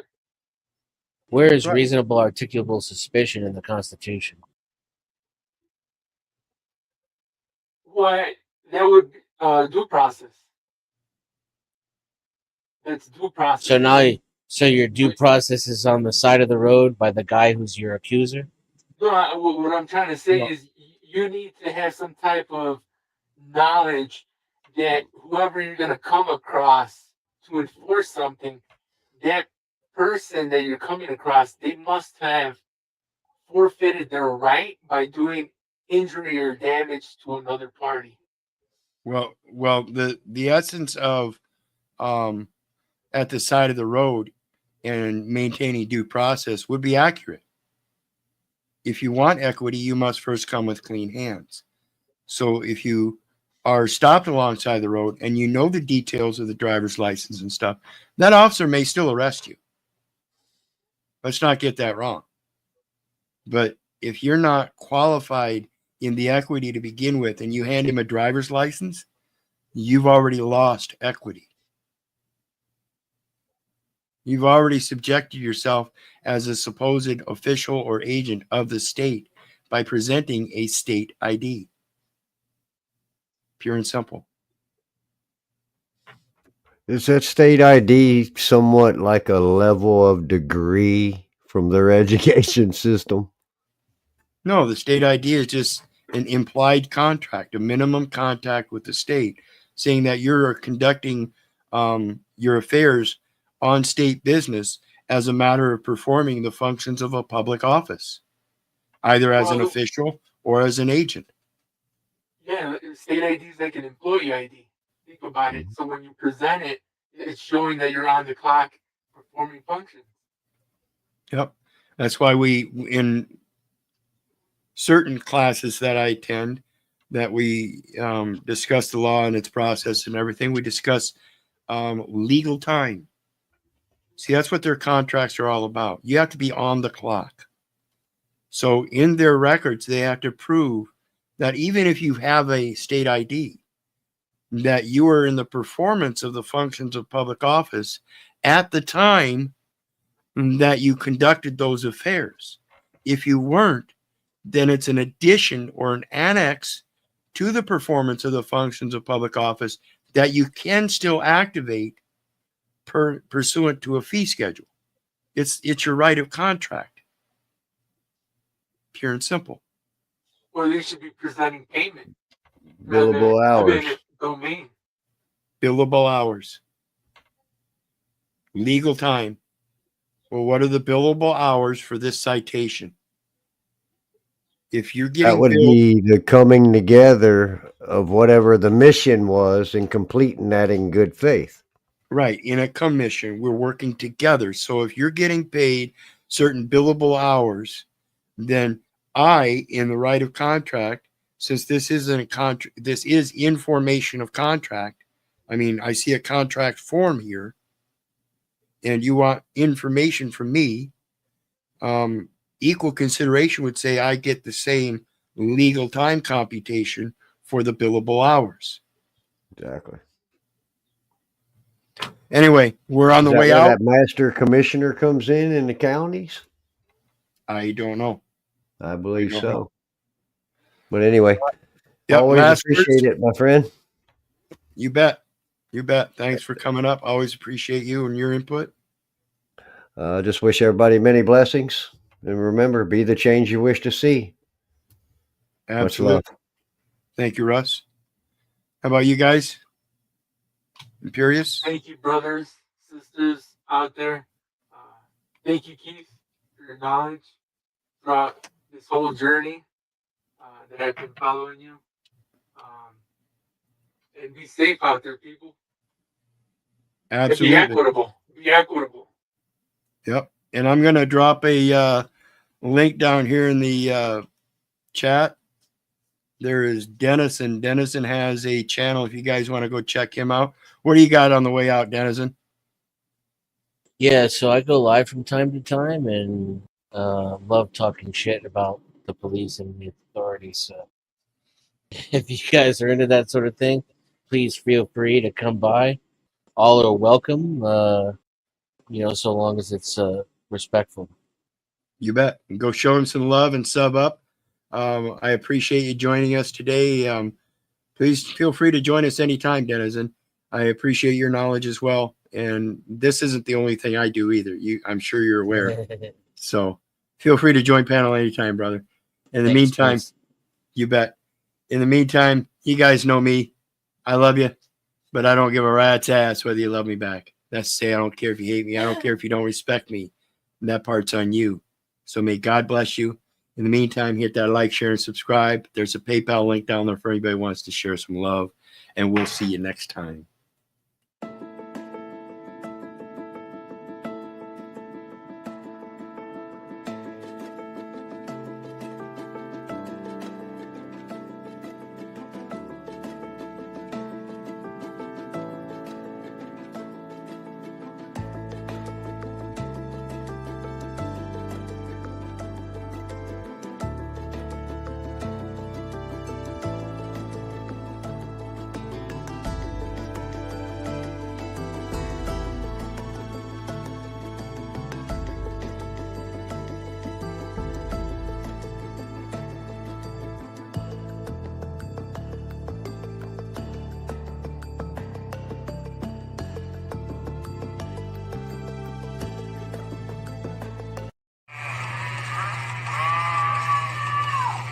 What do you want?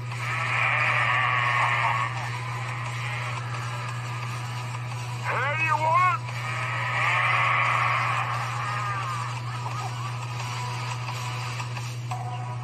Where's your daddy? What about your mom?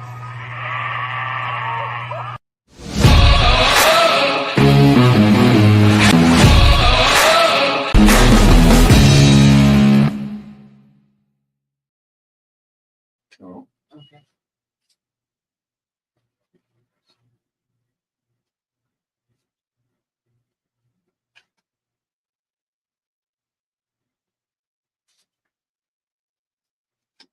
I swore I put it there with your cigarettes. I'm sorry, what? I swore I put it there with your cigarettes.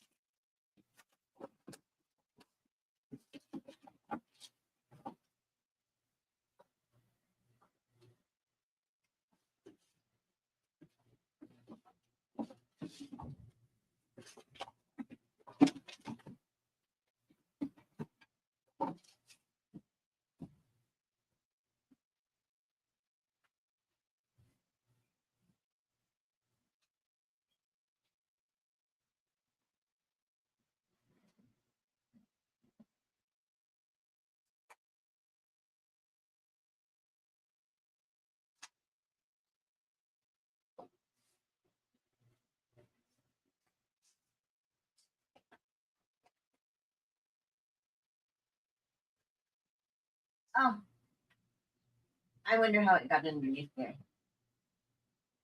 Okay, now we read this. Say what?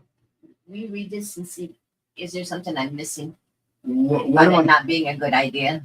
What am I supposed to do? Just read it.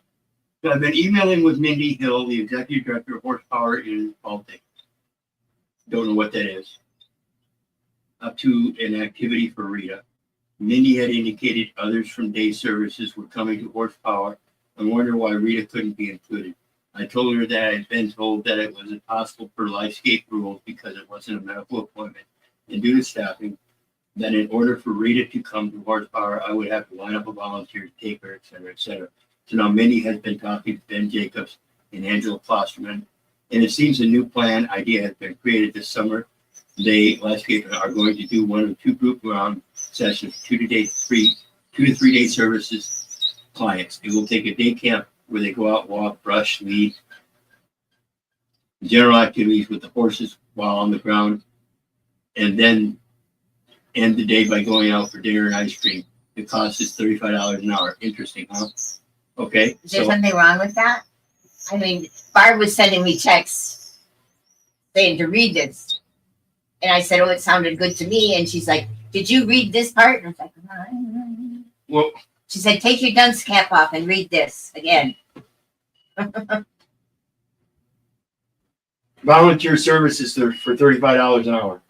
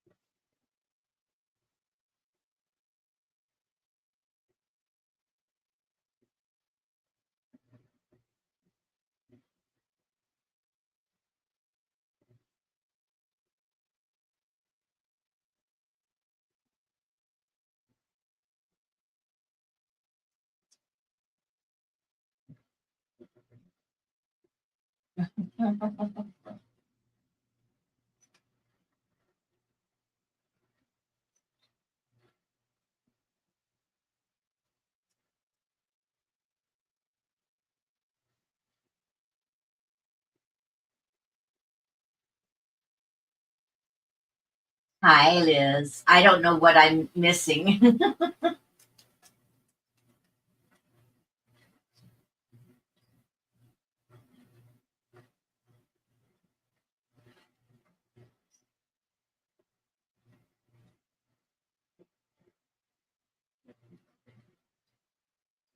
Oh.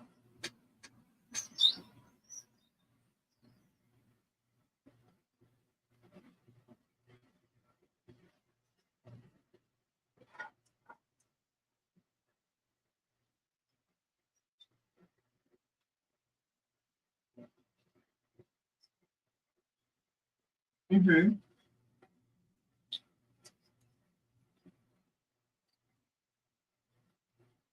Okay. But, yeah. Well, but okay.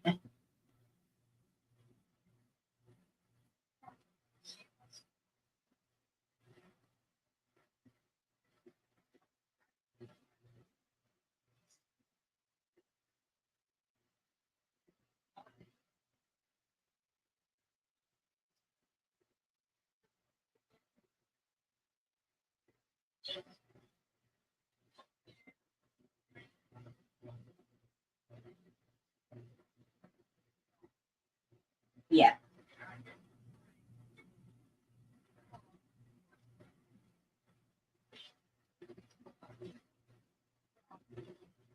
Yes.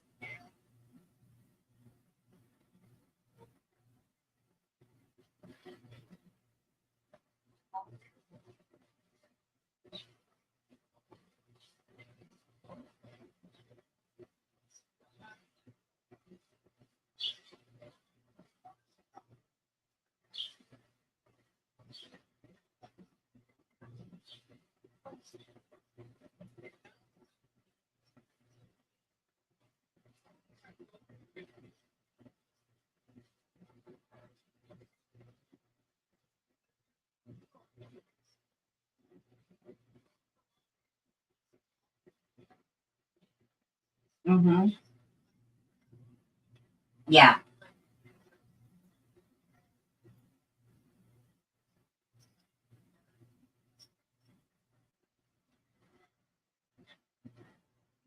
Yeah.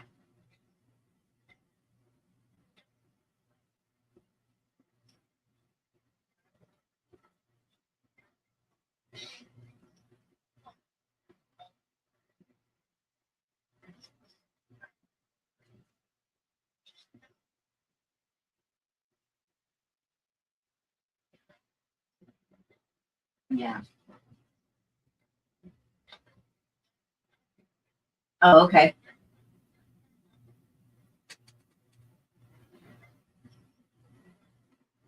I didn't know that. I mean, I didn't have no clue.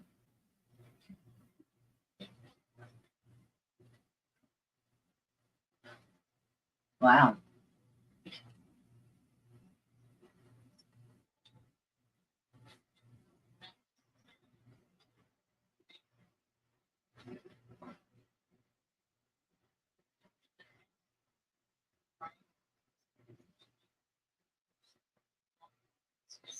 Uh-huh.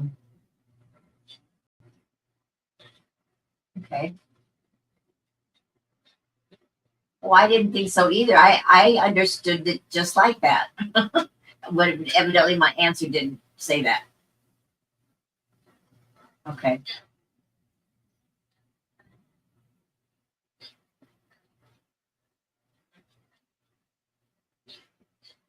Yeah.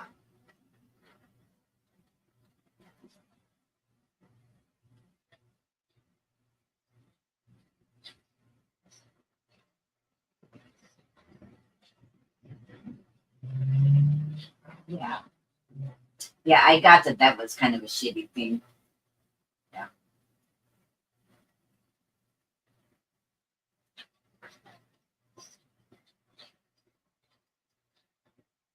Mm-hmm.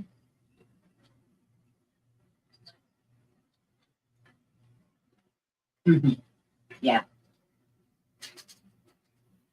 Yeah. Okay. Nope, it's sunshiny. Oh, but my thingy says 86. Yep.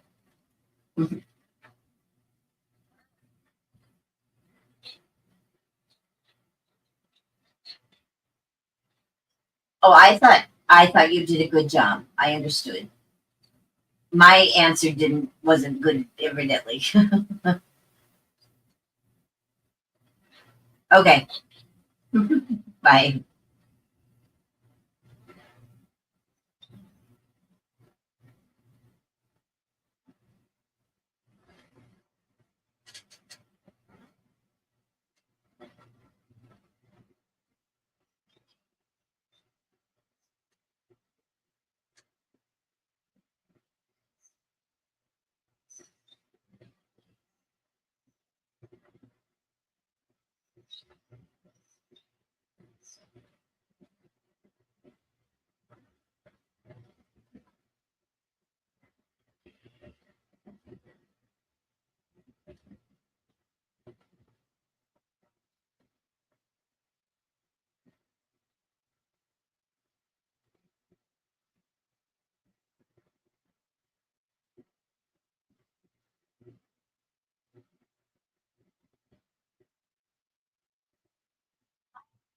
Hello, Rita.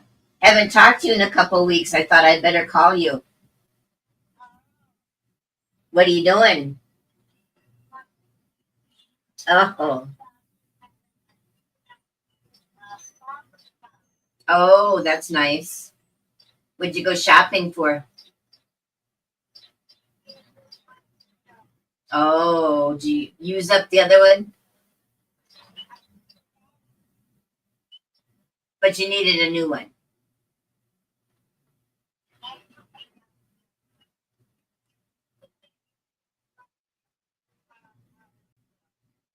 Oh. Okay, did you get to pick it out?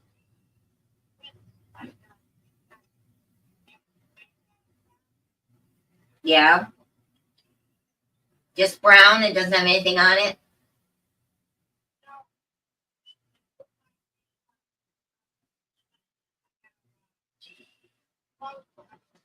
Yeah.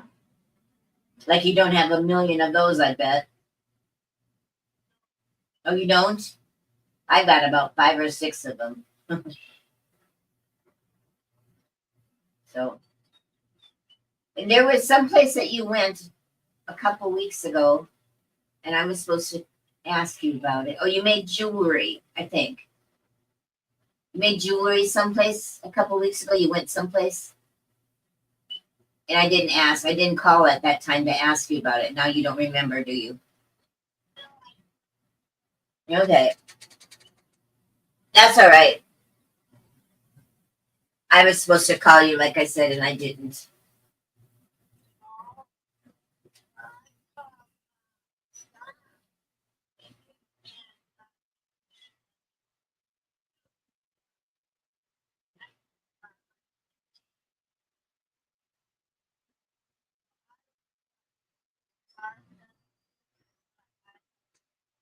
You don't care about what?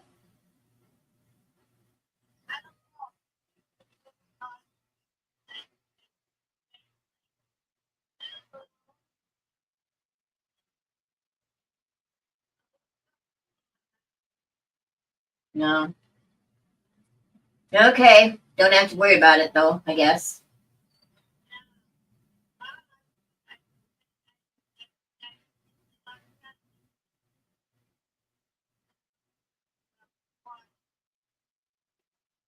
Hmm.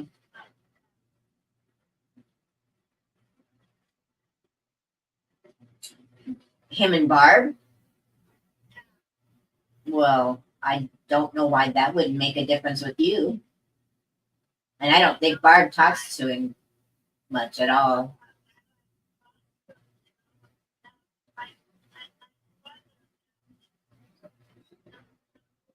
Yeah.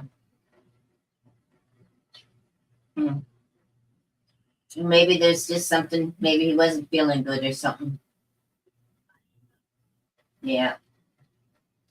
Don't worry about it, I guess.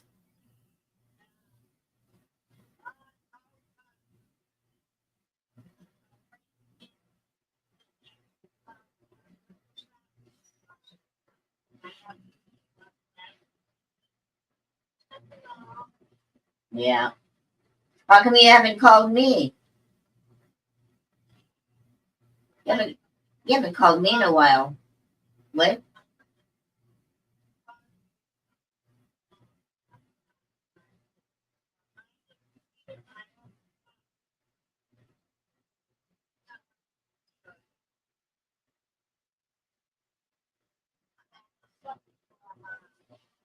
Okay, but I thought we were done talking about that.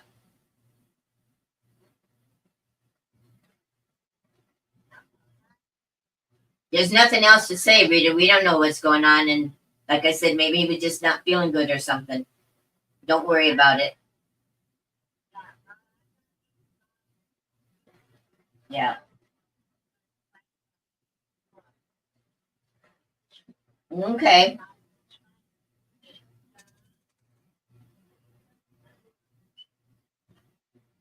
Hmm.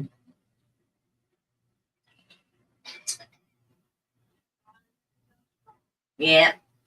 Yeah. We don't either. Mita, I don't either. So that's okay.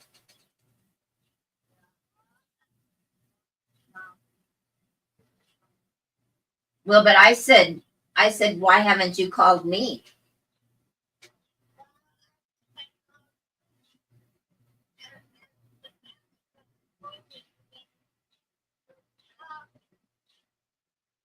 Well, I haven't gotten a message from you for a couple of weeks or anything. I haven't gotten any phone calls from you for a couple of weeks.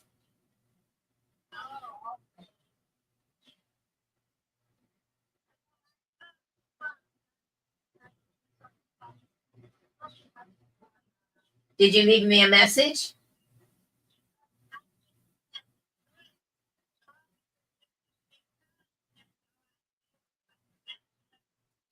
Oh, okay.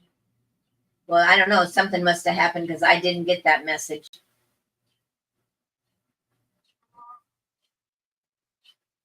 Did you like my jokes? Yeah, I thought they were kind of funny.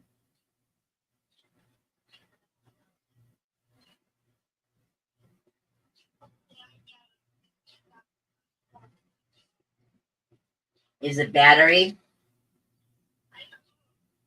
I don't hear anything. Yeah. I don't think you have that on your phone. I think maybe it's just needs to be charged up. Maybe. I don't know. I don't know either. Guess I shouldn't say anything because I don't know. Okay. Bye-bye.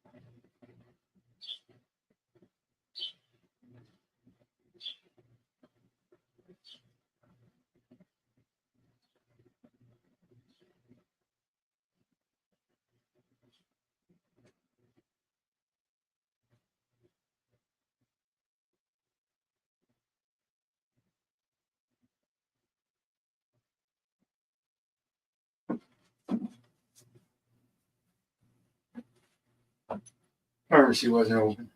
I'm sorry, what? Pharmacy wasn't open. Oh, okay. Thank you.